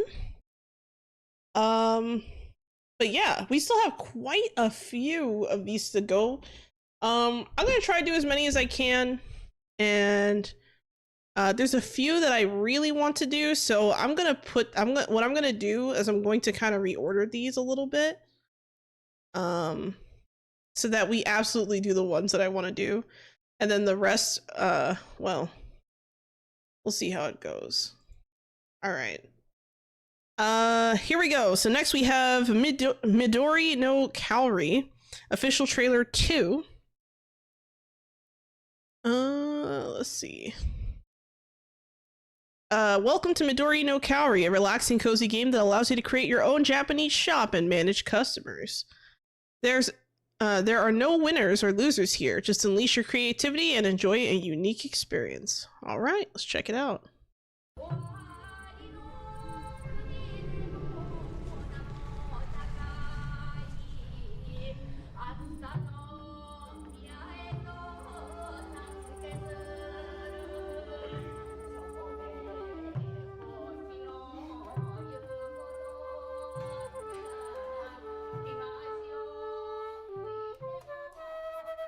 I love how all the characters are just like these weird animals. Like, that's so cute.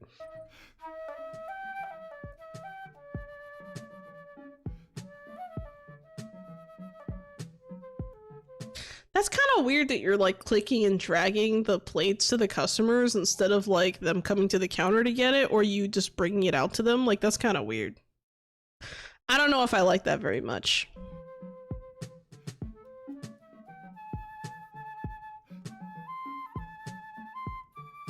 Little fireworks and stuff.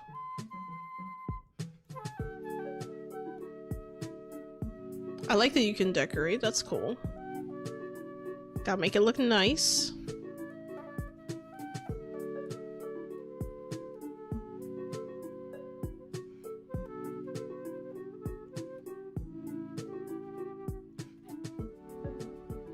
Oh, you got food delivery? Hell yeah. I love it. You know, this is one of those games that I feel like it doesn't happen very often in my eyes, at least that I see, but this is one of those games that is so stylized that it almost feels like it's in the wrong genre. Like, it's almost like too realistic, I think, for something as simple as like I don't know, like it's definitely more of like a simulator kind of thing, and it seems cozy enough, but it doesn't really fit the genre the same way you would expect from a visual standpoint, because usually when things are like kind of how do I say this, a lot of cozy games go with like a super chibi art style, like super cute art style. This one has almost like a weird, like realistic one for like even the environment. And I don't necessarily dislike that. So I think if I gave this one a score, I'd say probably like in 7 out of 10, just because I'm unsure of like some of the mechanical stuff I'm seeing here. Like the fact that you have to click and drag the plate to the customer, I don't really like that. It seems very tedious for like no reason. And I know that sounds like maybe a little picky, but when your whole goal is to feed customers and you're feeding maybe 100+ customers in a session potentially, who knows? I could see that getting really old really fast.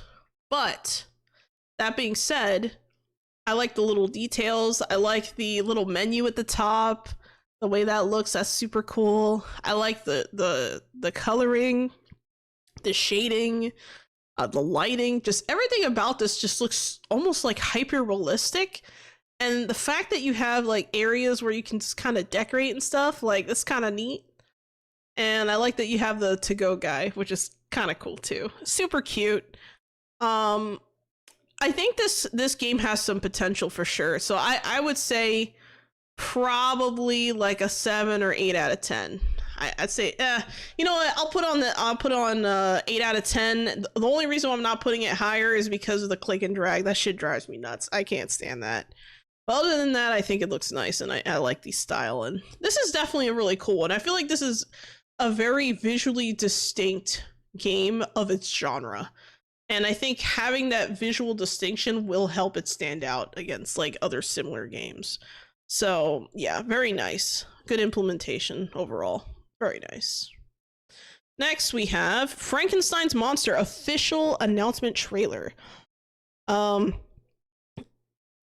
see. Here's your look at Frankenstein's Monster announcement trailer for this upcoming game. Compete to build the best monster, then unleash it to hunt your rival scientists.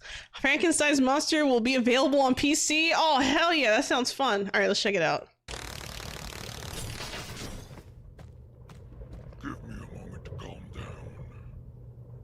No.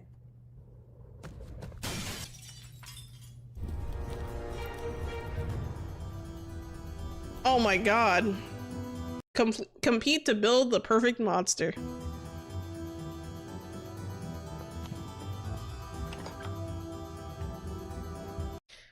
Hold on. Warning. Failed experiments patrolling map. Oh my god. This seems like it's kind of... I'm getting... Oh my god. This game is really interesting already. This definitely seems like a more fun multiplayer kind of thing. Really weird. Anyone else getting Newgrounds Adobe Flash game vibes? You know what this game kind of reminds me of, like just the art style and stuff. It kind of reminds me a little bit of shit. What was the name of it? I have it somewhere. Let me check. What was it called? Among Us. It reminds me of Among Us a little bit for some reason. I don't know why.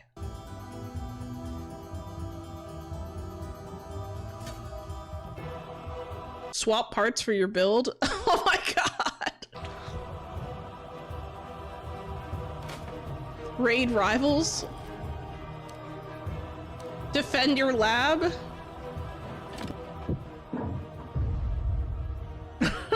Get help from a past monster.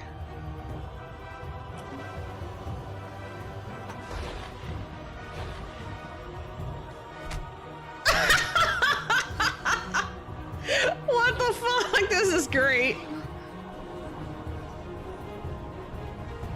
Oh my god.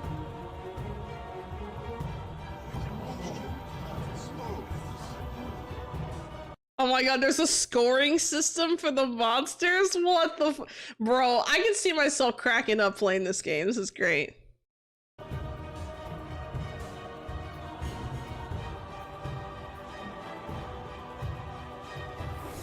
Wow. This is great. Yeah, this is definitely gonna be a streamer game. This looks fun as hell, I'm not gonna lie.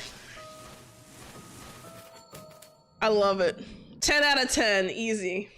10 out of 10. I like the fact that there's so much here to do already is really nice. The map is cool. So you have your lab, you have a green lab, which I guess is like an enemy lab, yellow lab, and red lab. So everyone's on like a corner of the map, right?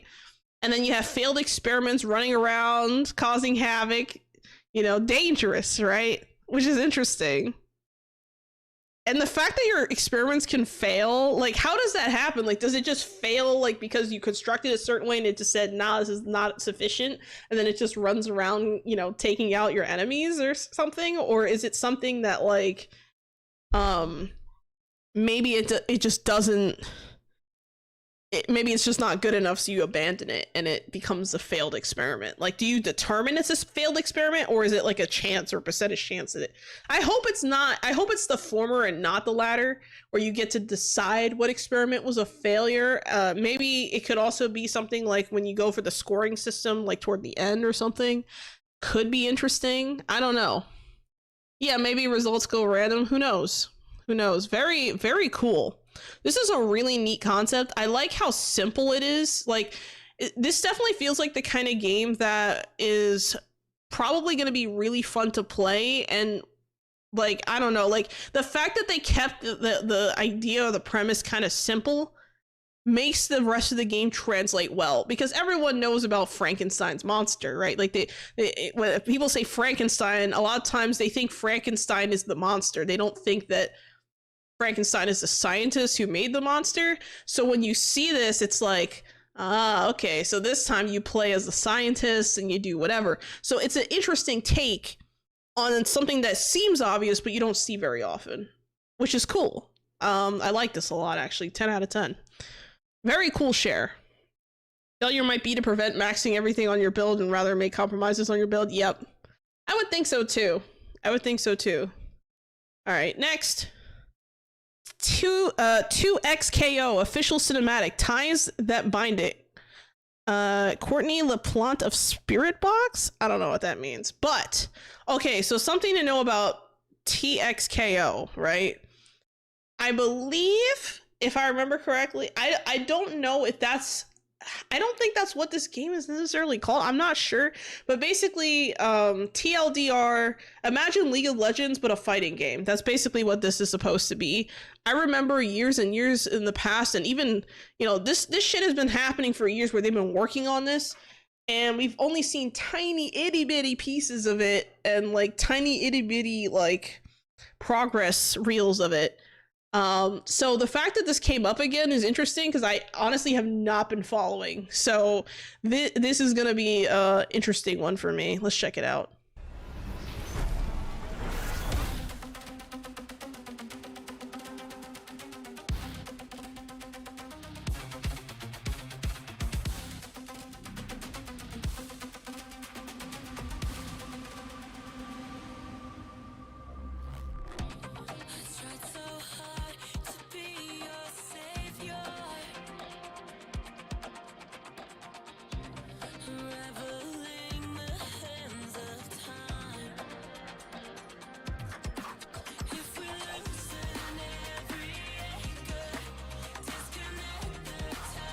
Something I wonder about this is that I wonder if the reason, okay, maybe this is a little bit of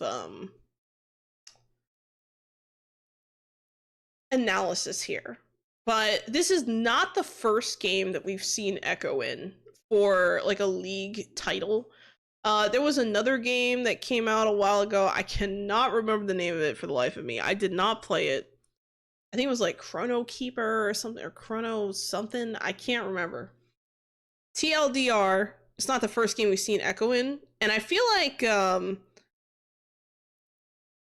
of the reason why they keep showing him is because there's a lot of like recognizability since Arcane came out. So like, you know, the characters that I feel like are most popular, like Ahri, for example, everyone knows Ahri, everyone knows Yasuo. You know, these are champions that like are the most, I don't want to say the most popular, but they're well known because you see them a lot in like other League of Legends universe kind of stuff. So it's definitely interesting to kind of see some of the recurring characters back again in a slightly different art style. So it's interesting.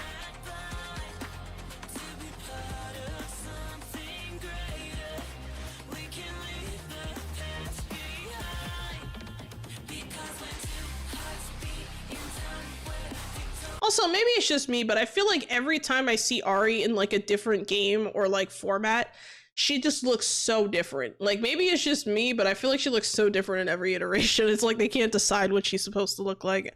Maybe, I don't know, maybe it's just me, but you tell me what you think.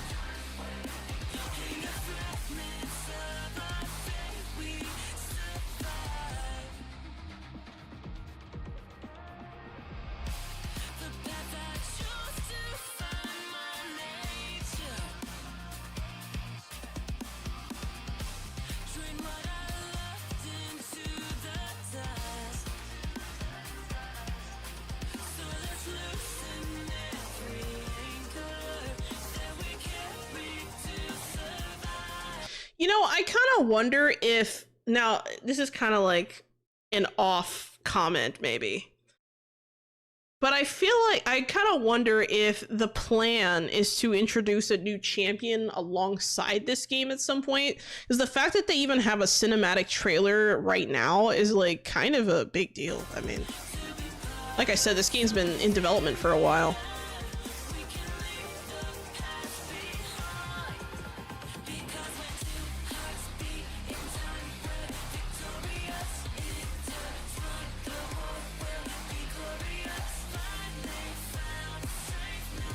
There's Warwick. Yeah, let's go!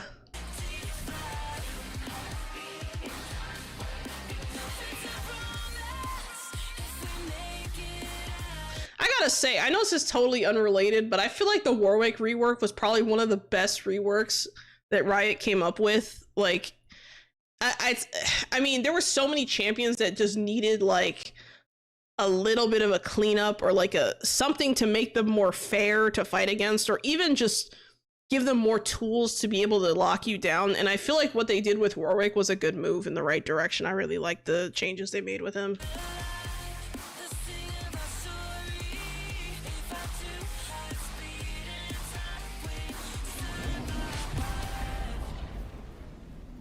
And like I said, again, you know, bringing back arcane characters, not surprising.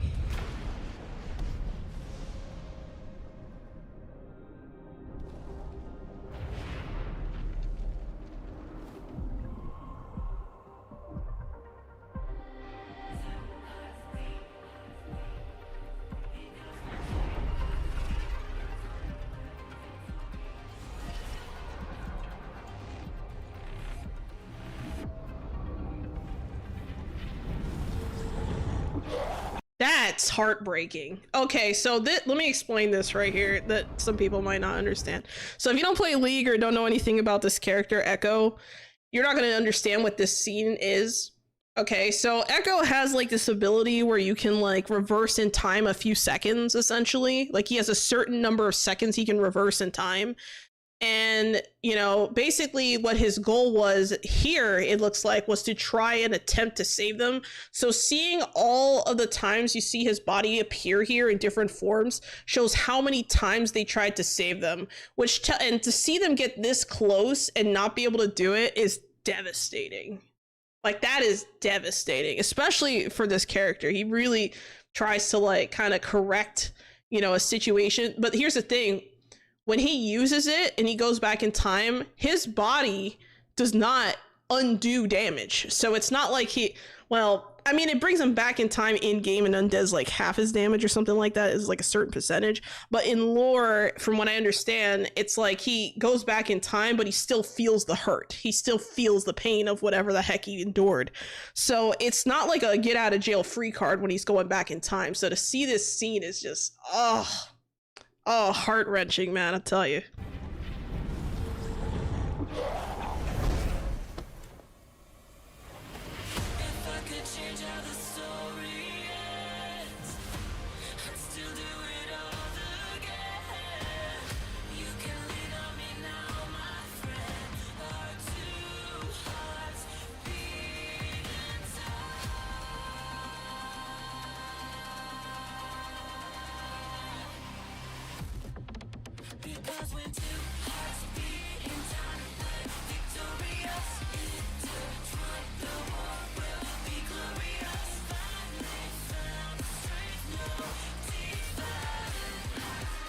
Another thing too I'm noticing about this trailer is I wonder if, you know, you have like kind of a tag team scenario, kind of similar to Marvel vs. Capcom 3, for example, where like you could swap between 3 different characters. I wonder if they're going to do something similar here in this game, but with like 2 characters maybe. Because here we see Ari and Echo as like a duo kind of team. But then you have like Yasuo, who's kind of like, I mean, maybe we'll have our answer here, but I just kind of wonder. They seem to be hinting that from this trailer. Yeah, I think so. I think so.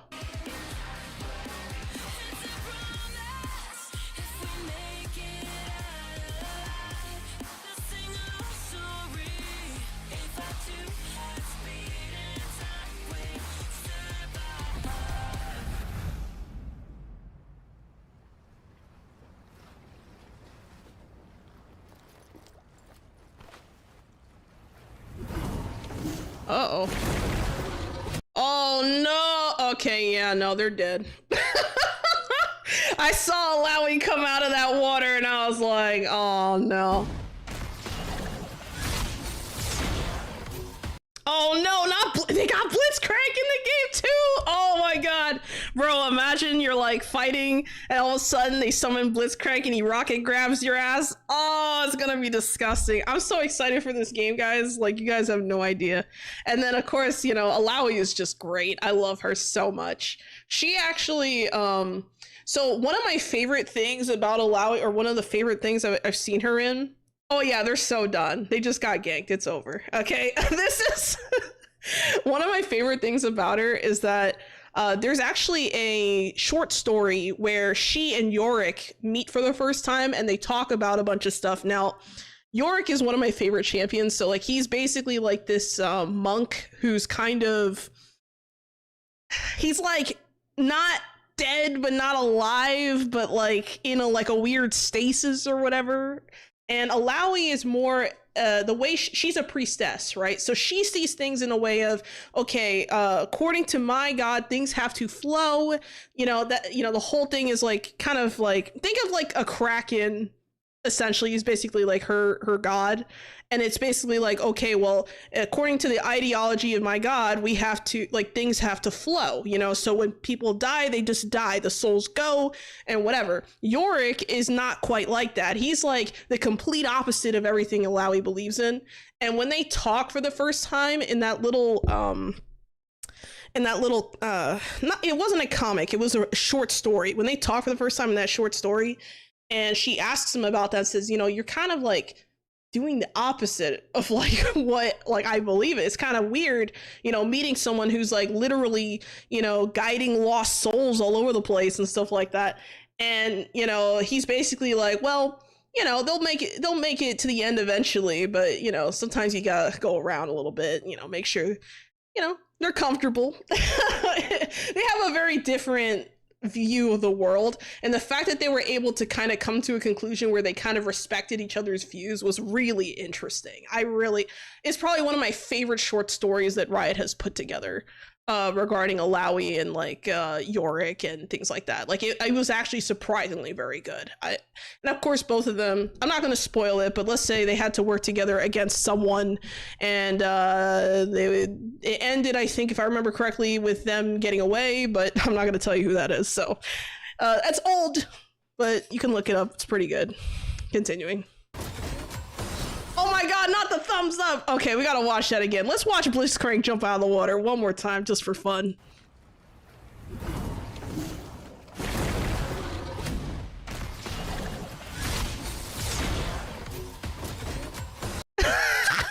He's like, yup. Yep, I'm ready to destroy you, thumbs up! He's such a good sport. I love Blitzcrank, man, he's great. I think what makes this so interesting is that there's been previous trailers and cinematics and stuff where like Echo and Blitzcrank have been on opposing sides, so it's funny to see that again. It almost feels like a throwback. It's kind of interesting. But yeah, I like that they showed like pretty much all the like main characters that we've seen before. I know that if I remember correctly, I think I've seen some like testing gameplay of like them trying to get Jinx as one of the playable characters, and I think Vi also. So we're probably gonna see a lot of arcane characters. I hope that they bring characters like Karthus, for example, who are like really old time characters of the franchise. I hope they bring them back into this fighting game in a way that makes sense, because it's hard to let, because like with Ari, she's like a mobile assassin mage kind of champion. Oh, I didn't mean to bump the mic, I'm sorry. But with like some other, you know, champions, it doesn't really like flow that way. So I wonder how they would get someone like Karthus, for example, to work out. Like I could see them getting Lux, because Lux, she throws her stuff forward, but Karthus is like, you know, you have a wall of pain, you have the ultimate. How do you get a Karthus ult to go off mid-combat? I have no idea. Like, do you just use it after you die, but it can't be like your only death or something? Like, how does that work? Innocent murder robot reminds me of Bastion. Yeah. It's great. Yeah, but I'm super hyped for this game, guys. You guys have no idea. Like, I love, you know, here's the thing. I'm not good at fighting games, but I do enjoy them. So there we go. Next we have Dating and Dragons, a love quest. Well, actually, oh, that last trailer, 10 out of 10. It scratched all of the needs of a longtime League of Legends fan.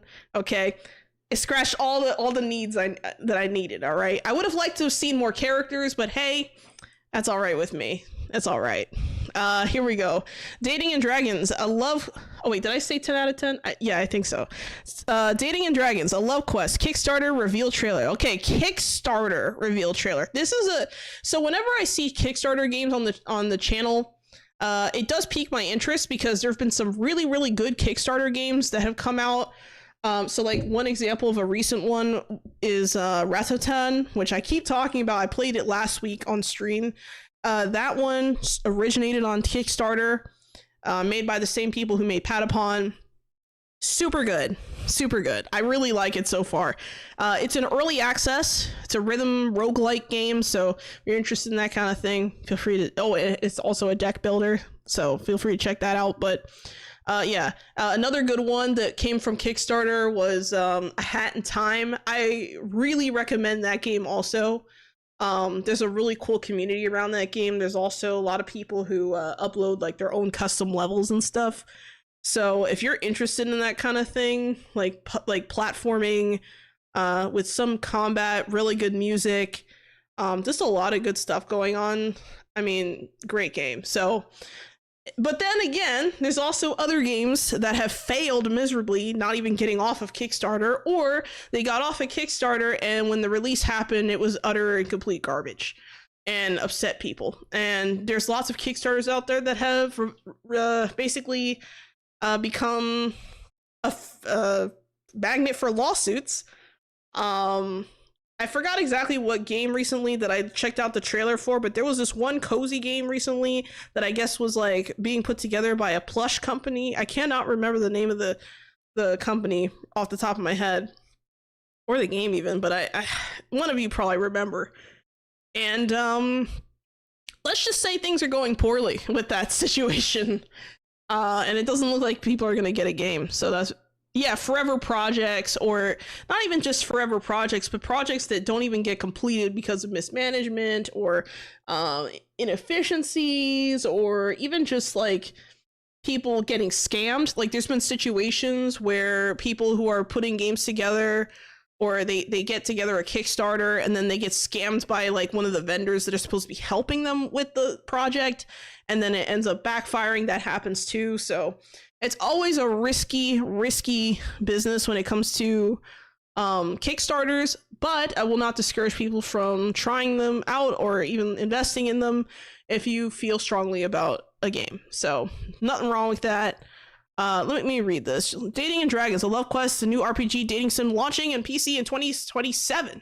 Find love with any of the 6 love interests as you join them in their adventures, explore perilous dungeons, and fight monstrous traps.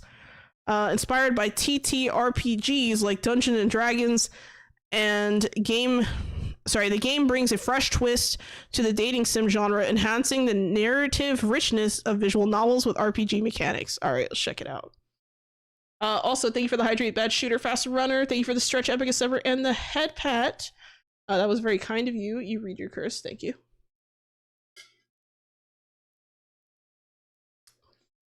All right, let's do some stretching real quick. Okay. Here we go.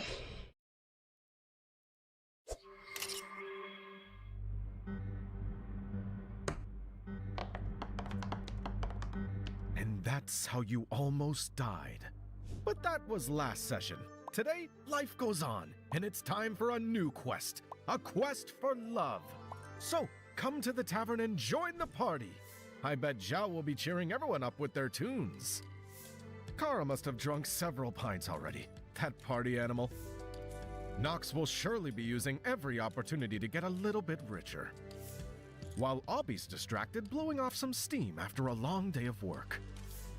At least you can count on Lily to keep the peace at the table. That is, if Ravi doesn't make anything explode, of course. Take a seat then, and get ready for the most romantic adventure of your life. Choose who you want to be, grab your character sheet, and join their quests.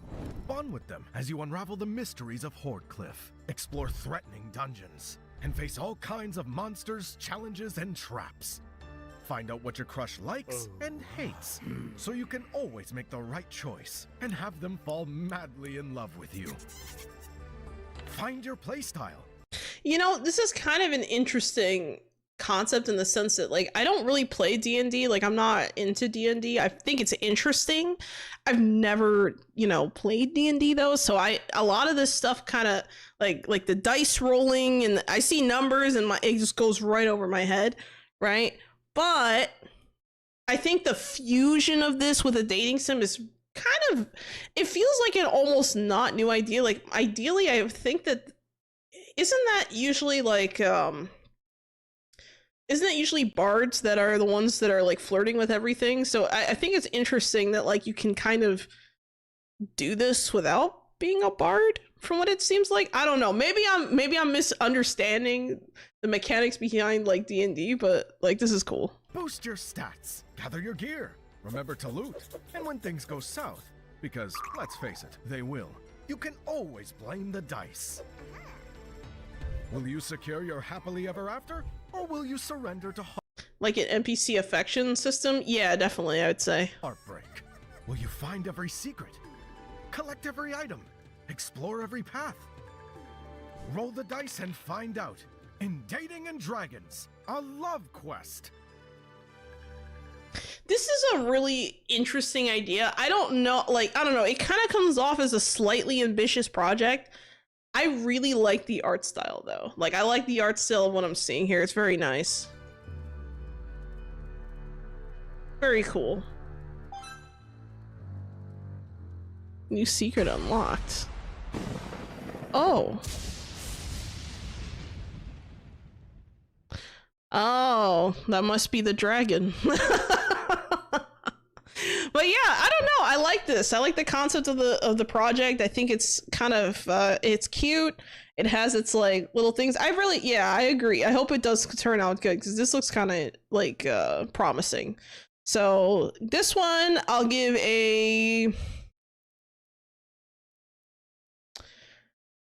this one more of a 7 out of 10, because like I don't really see myself playing this game per se, but I can see people enjoying it. Like, yeah, I think the idea carries the game. I think it would be good. So hopefully this turns out doing well. All right, next we have, what time is it? 8:09. We have okay. Do we have enough time for everything? Actually, no. There's this one I wanted to see. Let me double check. Is it this one or that one? Hold on. Oh, it's not this one. It's this one. There's two games. There's one that's Keep and Keeper, but Keeper is the one with the, I think, the lighthouse that we saw a while back, and it looks like they have an official launch trailer, so I wanted to see that one. There's quite a few of these. I don't know. I didn't plan on doing the whole Trailer Tuesday like this, but it's really tempting. I think I'll do one more. So this will be the last one for now, and then I'll switch over. Because I need to rest my voice a little bit. All right, here we go. Keeper official launch trailer. Awakened the unexpected.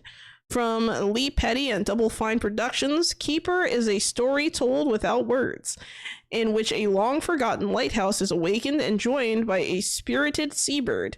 It embarks upon a heartening tale of unlikely companionship and an unexpected journey into realms beyond understanding. All right. Oh, and it's going to be on Xbox Game Pass Ultimate and Game Pass PC. All right, let's check it out. I think the game is also for Steam.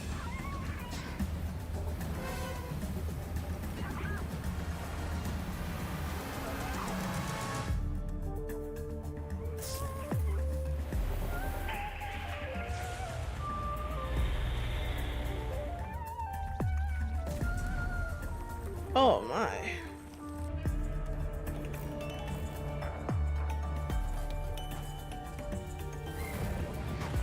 Oh no, it's fallen over. That lighthouse needs life alert.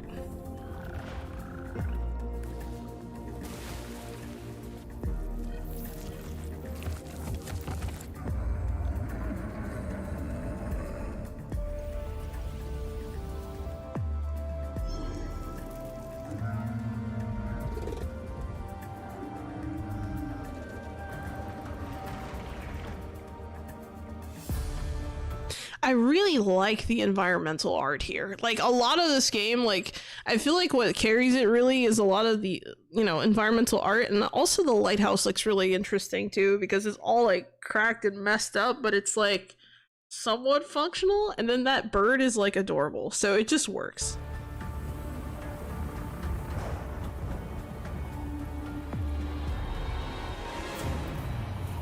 Oh no.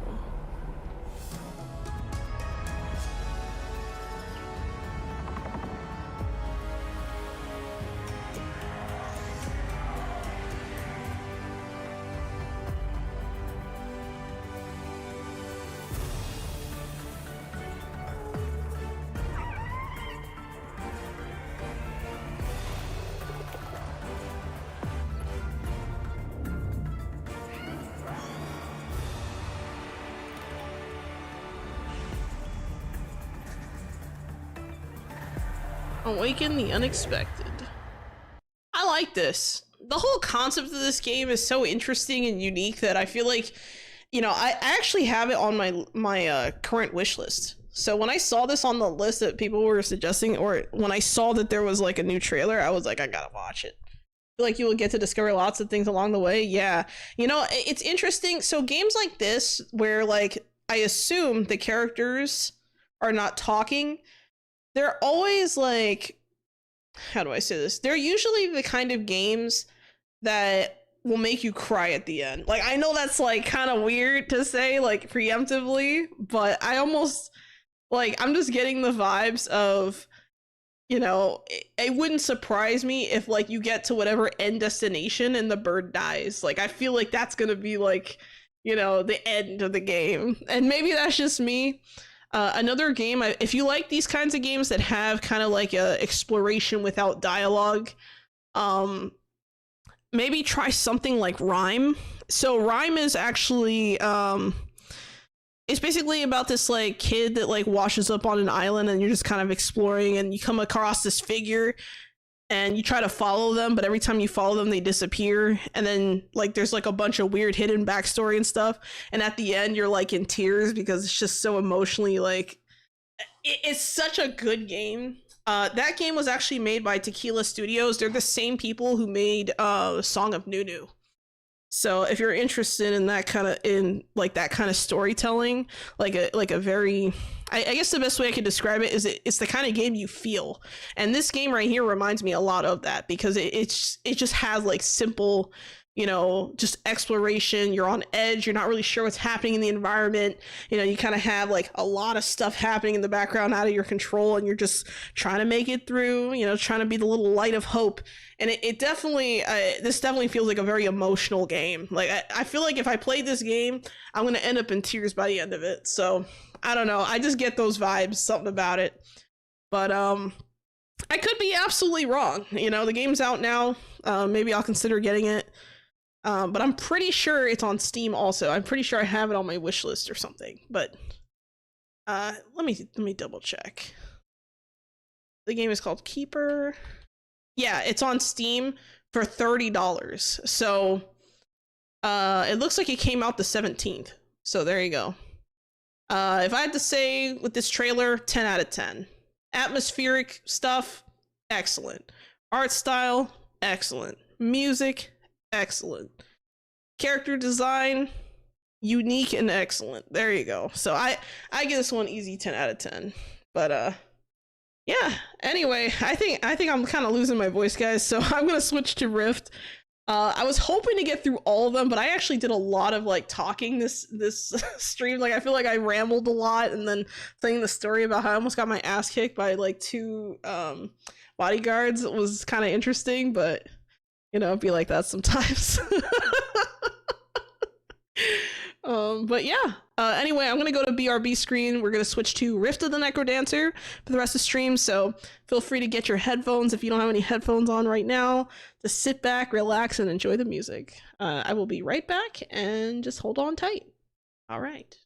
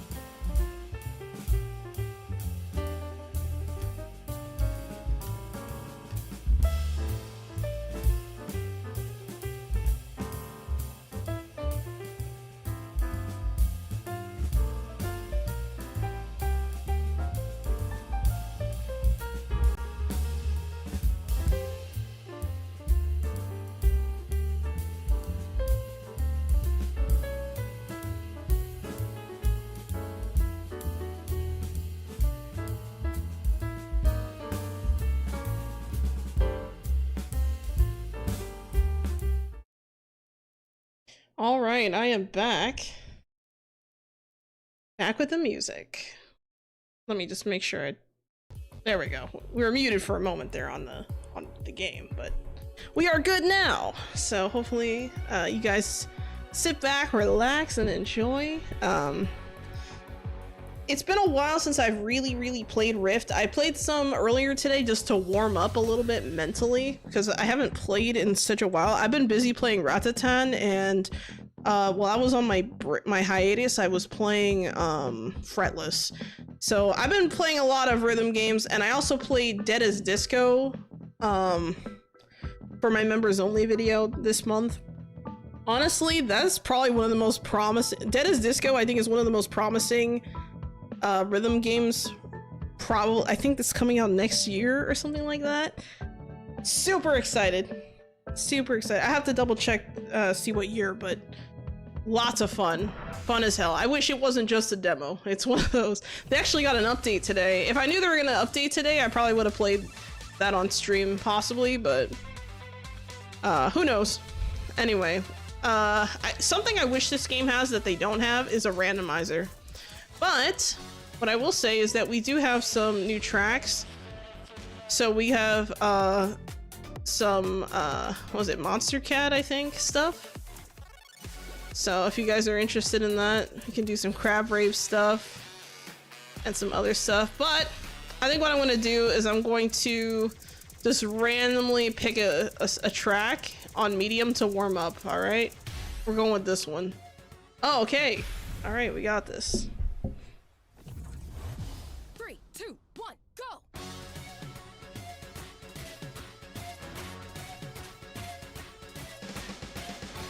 Right on.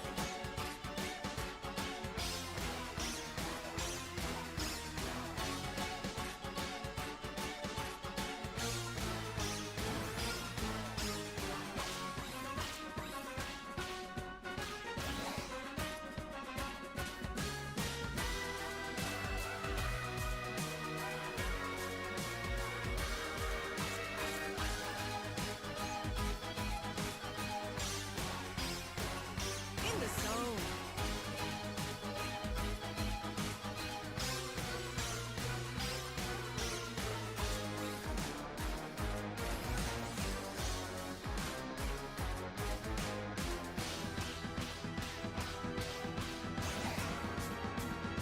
Now we're talking.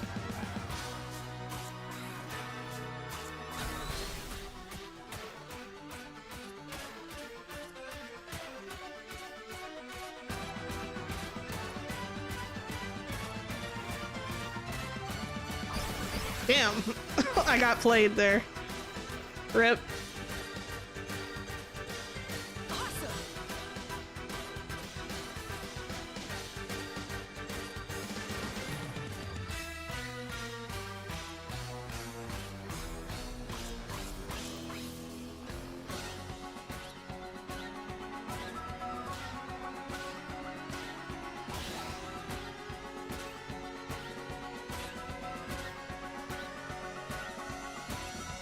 Right.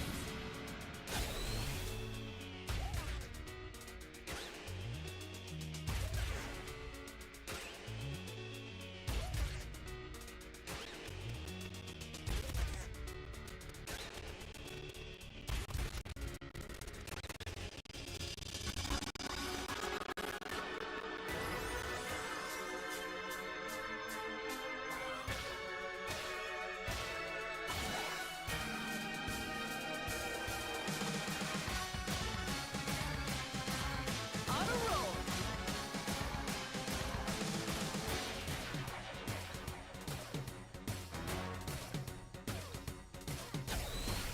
I should have used that sooner, but I'll take it. Goodwill Guitar Hero? Oh my god. Goodwill Guitar Hero, that's funny. Honestly, I prefer this game over Guitar Hero. Did you see that? Hey, I got an S+, let's go! I beat my score, nice. I'll take it. Yeah, I really like this game. Lots of fun. It's probably one of my favorite rhythm games, I'd say. Alright, let's do another rando game. Alright, which one are we doing? I have no idea what we picked. Under the Thunder. Alright, here we go.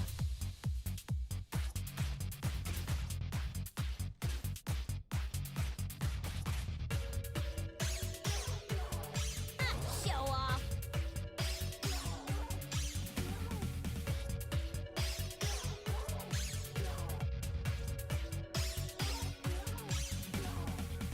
I'm on fire.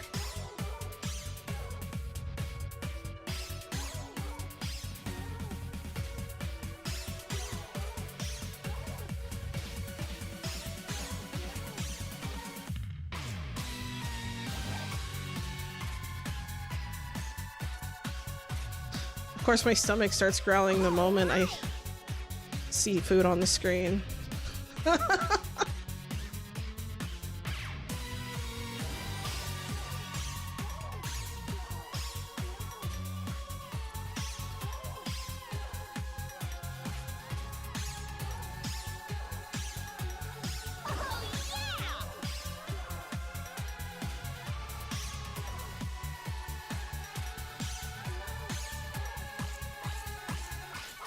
Damn. I messed that up real bad. Awesome.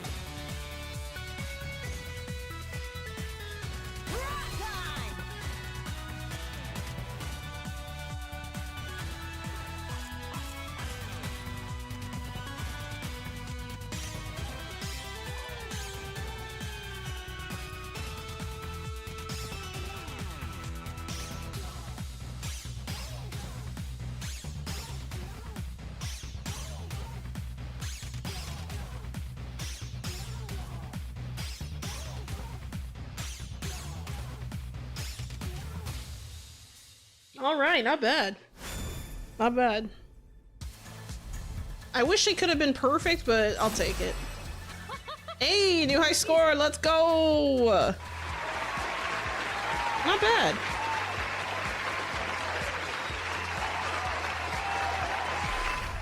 All right, I'll take it. I'm making good progress on some of these. I'm kind of surprised. All right, so enough with the medium. We're going to hurt our fingers now with hard mode.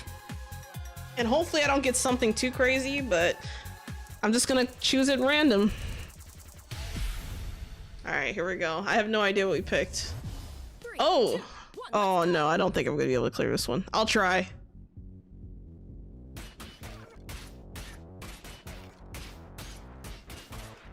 On a roll.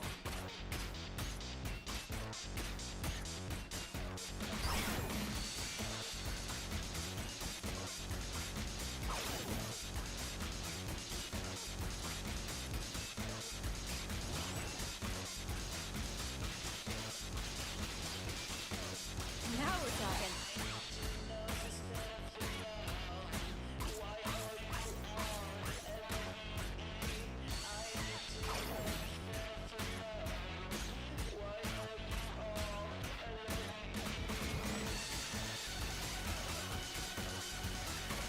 In the zone.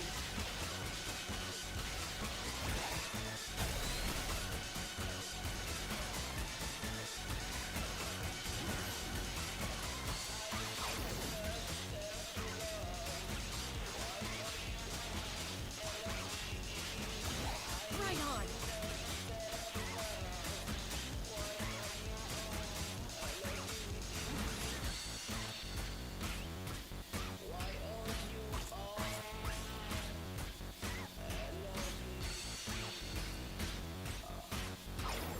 Damn it.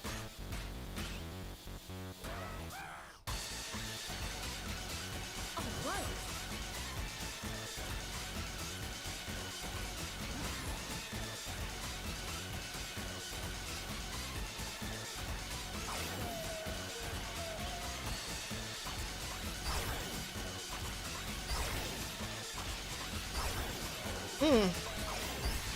Struggling.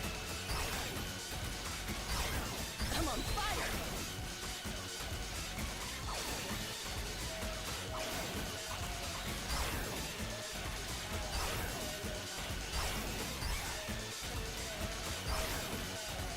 I won't give up. Oh my god. Let's try that again. Oh, that juggle is hard to do. I don't think I have a clear on this one, guys.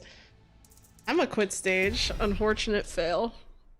I don't think I have a clear on. No, I don't have a hard clear on it. That's why. It's when you get to that section, you're just juggling back and forth, and sometimes they change the order of the juggling, and it's like, oh, oh. All right, let's see what we can do. All right, what do we get?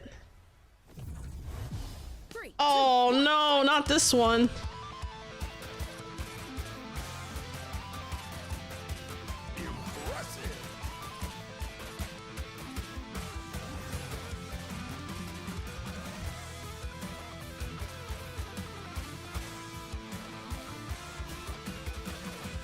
in the zone.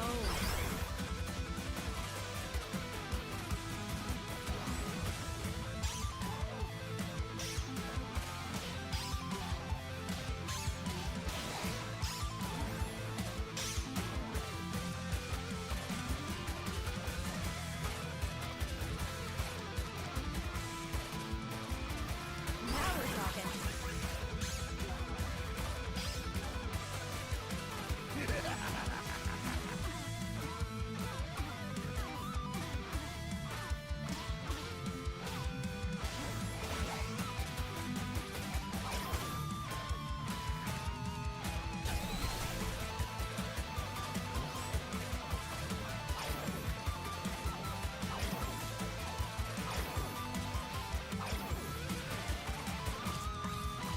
That was not great. That's how it's done. On a roll.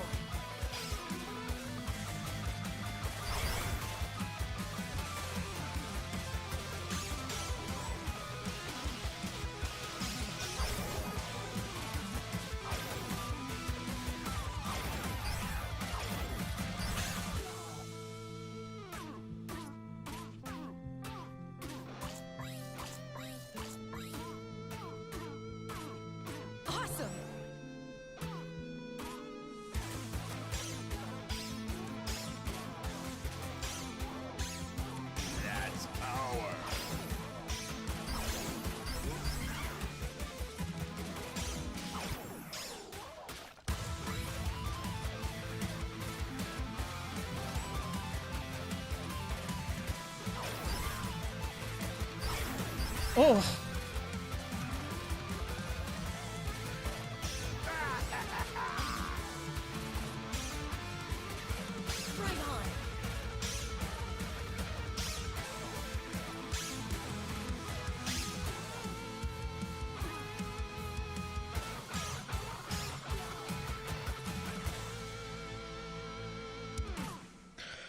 Ooh, I had to hold my breath on that last part. That was alright. How do we do?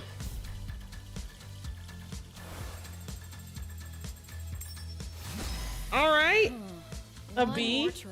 Yeah. Nah. I'll take it. Yeah, I did live, but that's worse than my best score, unfortunately. But it would have been nice to get a... Oh, this one?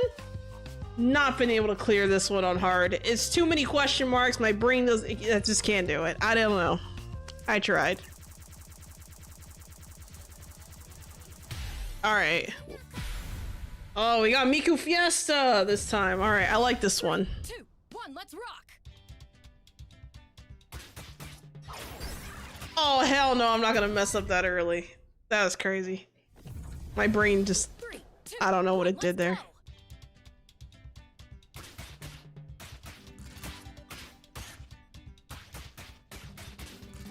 I'm on fire!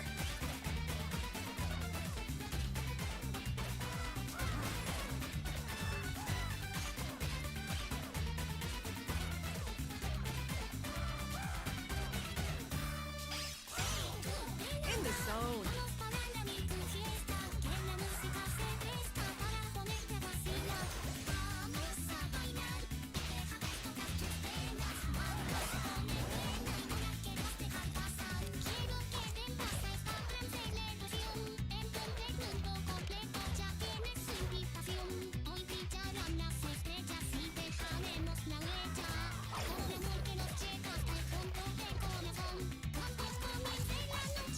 On a roll.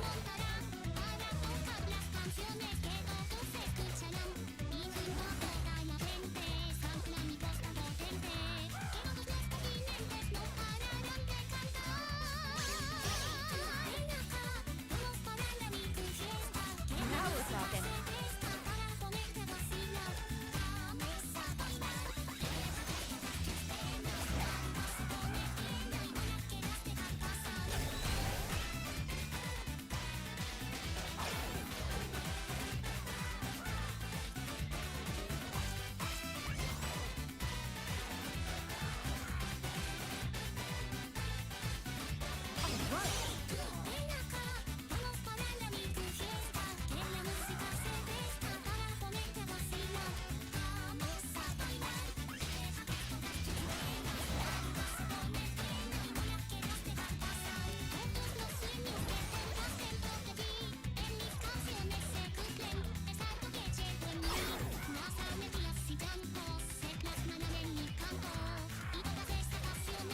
Right on.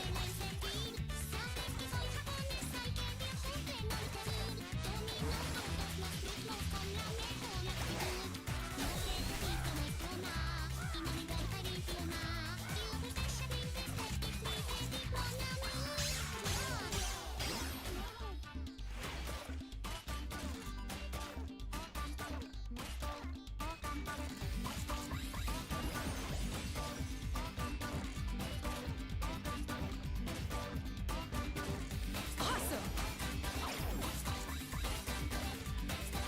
Damn it.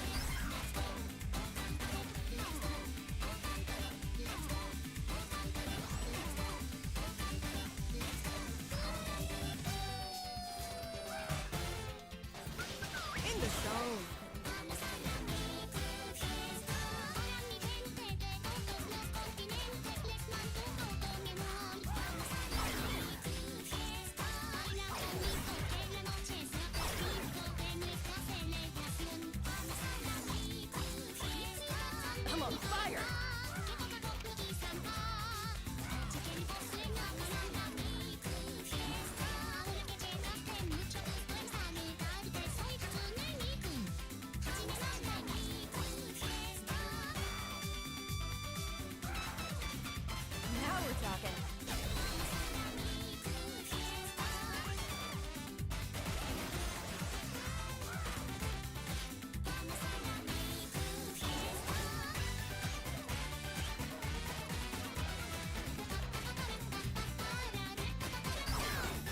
Damn it. On a roll. Damn, I'm really out of practice. Holy shit. That was hot mess. I don't think I beat my score on this. No way. Not bad. Okay, I'll take an A. I'll take an A. Considering how out of practice I am, I'll take an A. What's another good one? Oh, you know, let's do Pizza Tower. I got Pizza Time done and barely cleared it. This is a very hard track, but I want to get a better score than a B. Let's try it. I'll probably get destroyed, but we'll try. We'll try it anyway. One, go.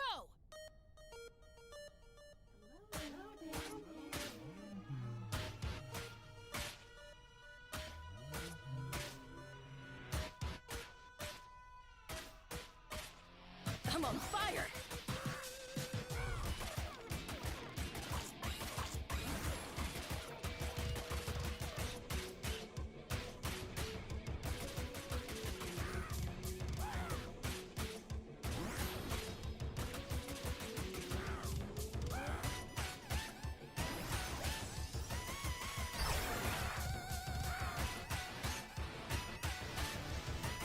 Now we're talking.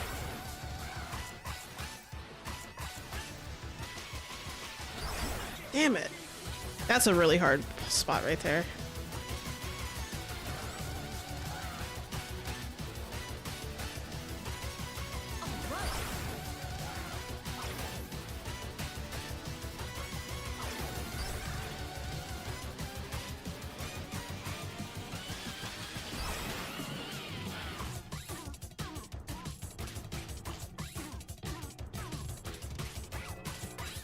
Right on.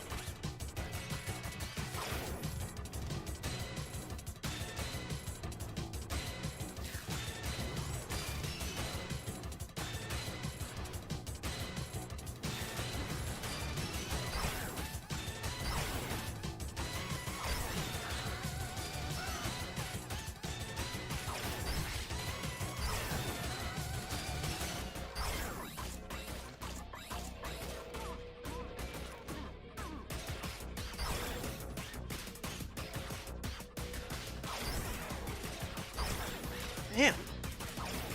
Not good.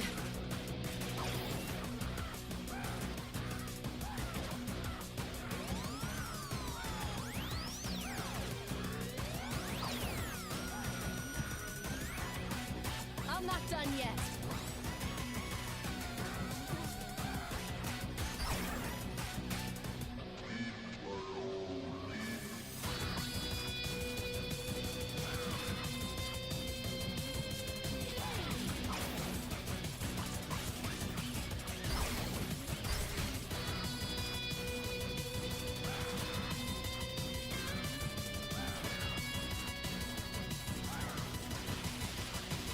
Awesome.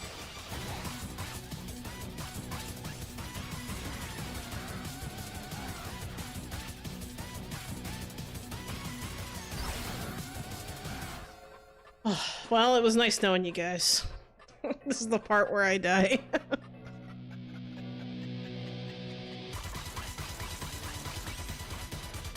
In the zone.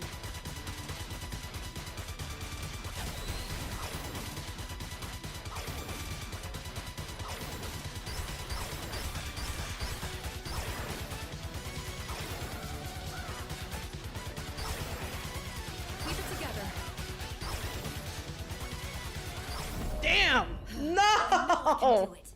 No! I was so close. Oh, look how close to the end I was. Bruh. I can't. This is a hard track. Especially at the end, it's like, it's so hard to keep up.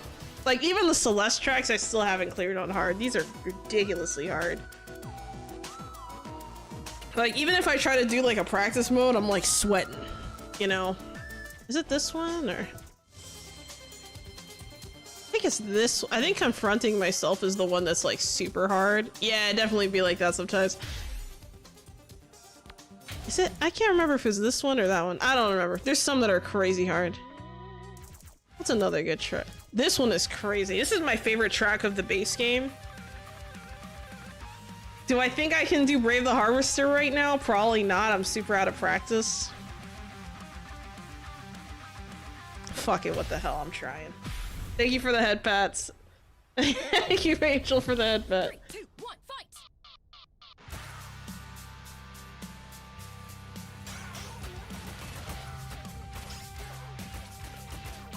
On a roll.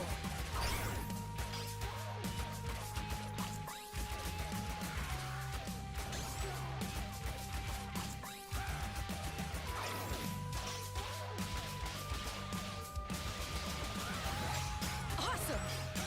Damn, I didn't reverse order.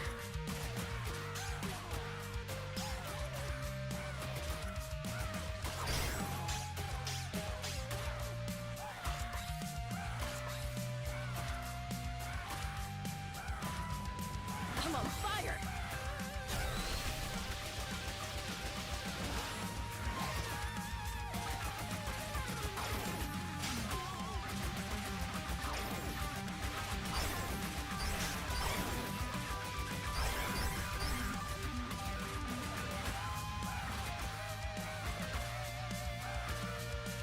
Right on.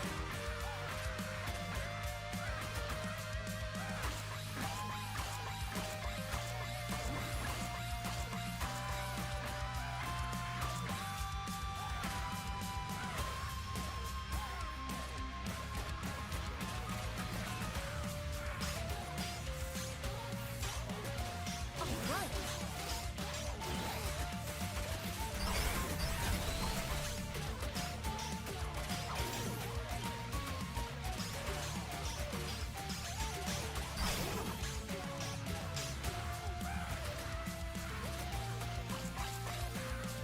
Now we're talking.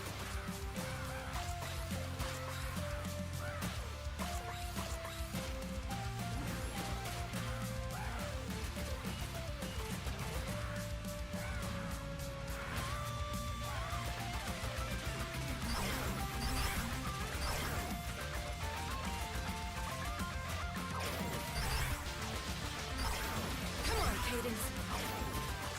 That's more like it.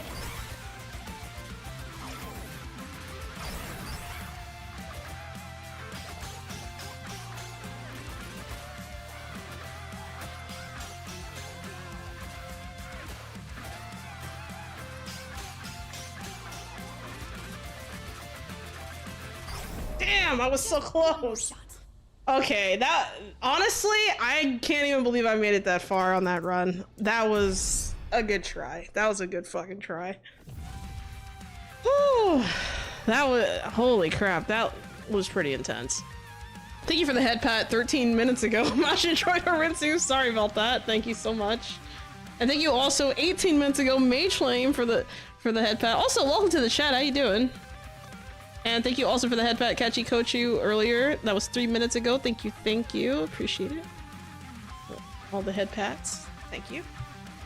God, I can't believe it. That was so close. But yeah, I really like this track a lot. I like it because it's very technically challenging, but it's like, when you clear it, it feels so good. Like the adrenaline, man. It's so good. Well, I like this one a lot, too. This is probably one of my favorite Hatsune Miku tracks on this game. This one's pretty fun. 3, 2, 1, let's rock!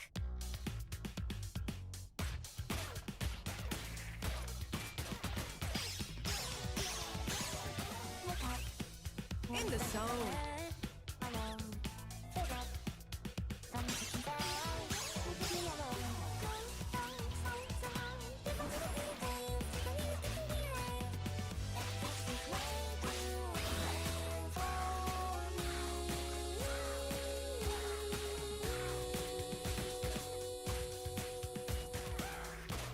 Right on.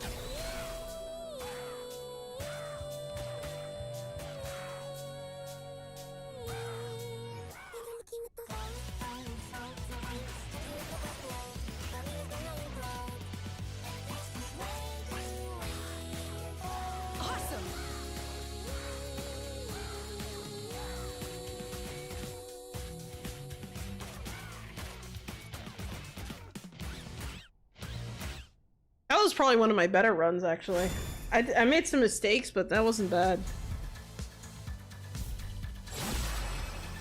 Hey, I broke my high score. Let's go! Fuck yeah. I'll take it. Alright, what else can we do that's really good? Eldritch House I really like a lot too. This is a fun one. Thank you for the head pat, Majin. 3, 2, 1, bring it on!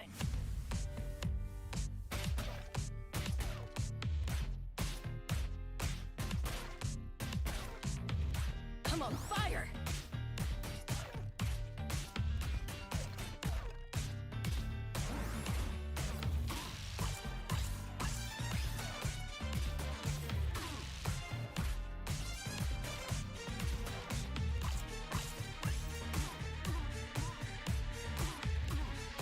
On a roll!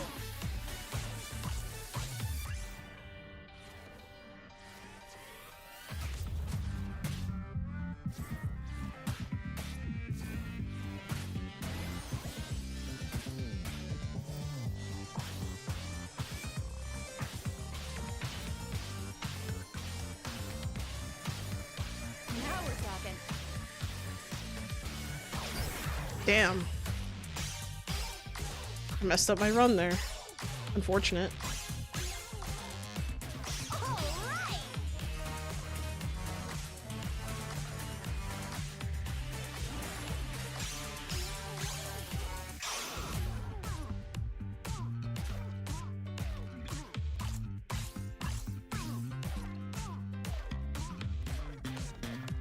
Right on!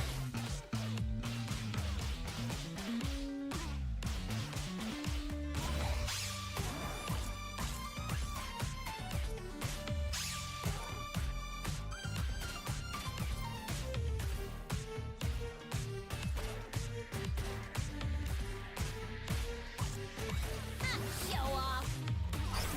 Damn it.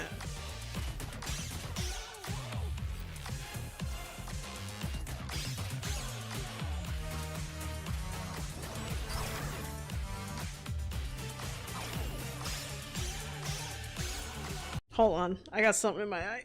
Oh, I gotta clean my eyes off.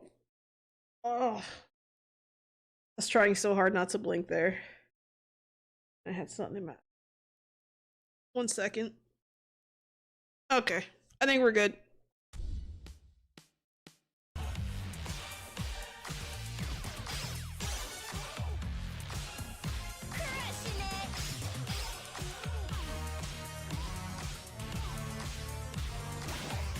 In the zone!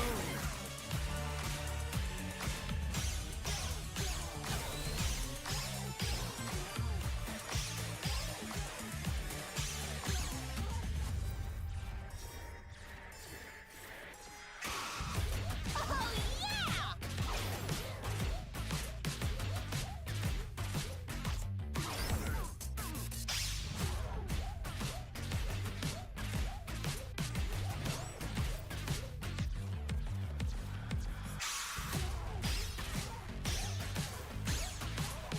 Alright!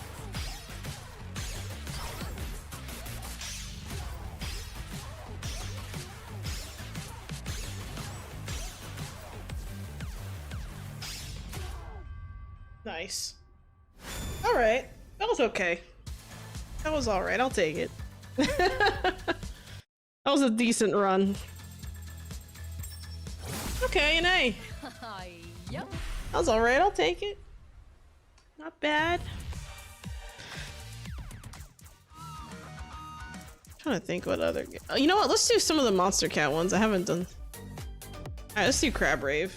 Fuck it. Why not? 3, 2, 1, go!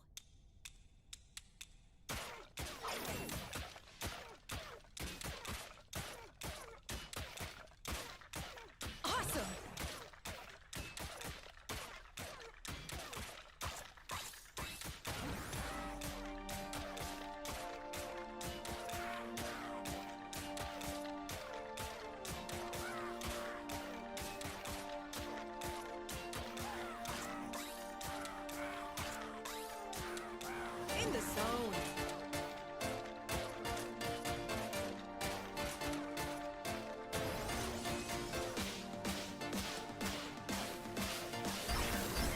Oh, I fucked up.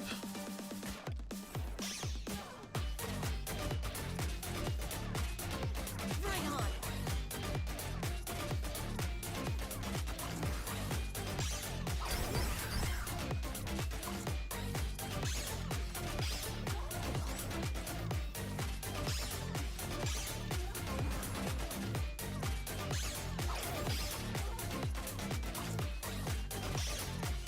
Come on, fire! Oh my god, that was hard. I don't know how to have it clear on this on hard yet. I might not have attempted it yet. I don't remember. All right.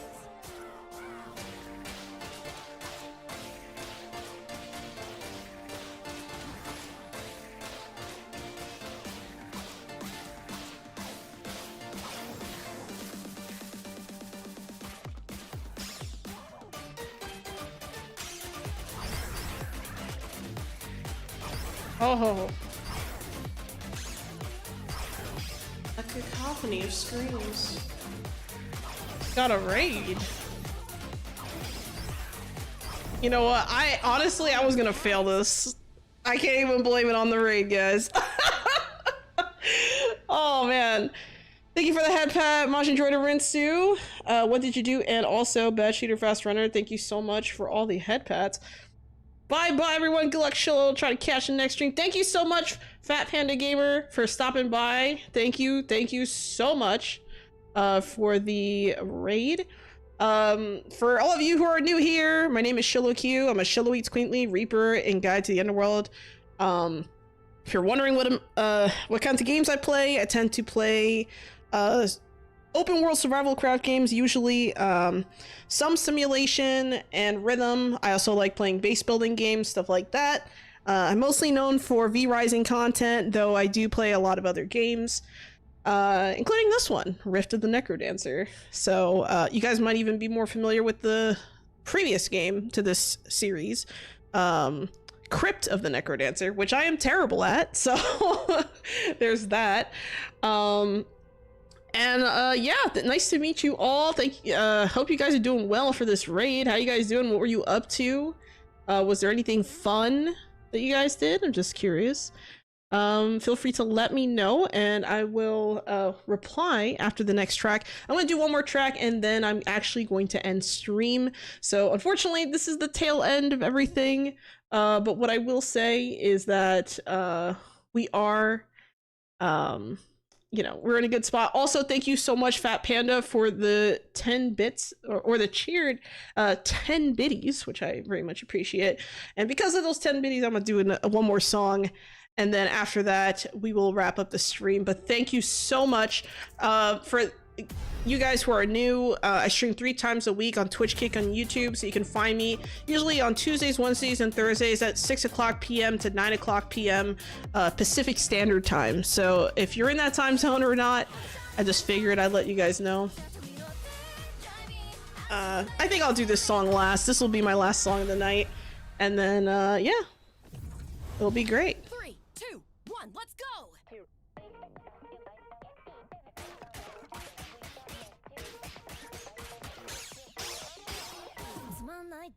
On a roll!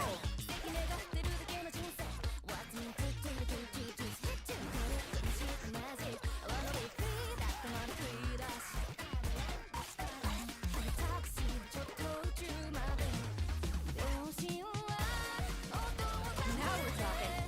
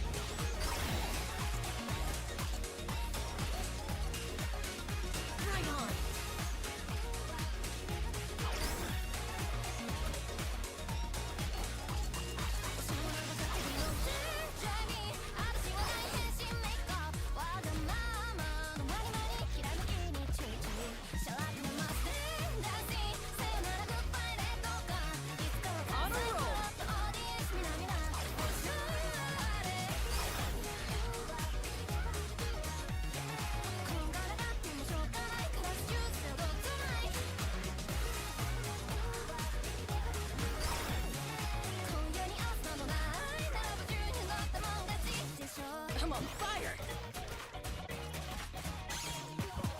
Woo! All right, we made it. We cleared it. All right, that was not as good as I had hoped, but hey, we're doing all right. It's a C. We cleared. It's basically we're barely passing. I'll take it. All right, let's take a look at our stream streak before we go. I don't want to forget. Oh, and before I do that, let me also give a quick shout out to Fat Panda Gamer for the raid earlier. Thank you so much again. Very much appreciate it. Forgot to shout out right away, but thank you so much for that. Yeah, so we have that going. Let's see if we have any stream streaks for today. Looks like we have one stream streak from PJ. Thank you so much. You have a sorry, PJ has a 3 stream streak. Please give them a round of applause.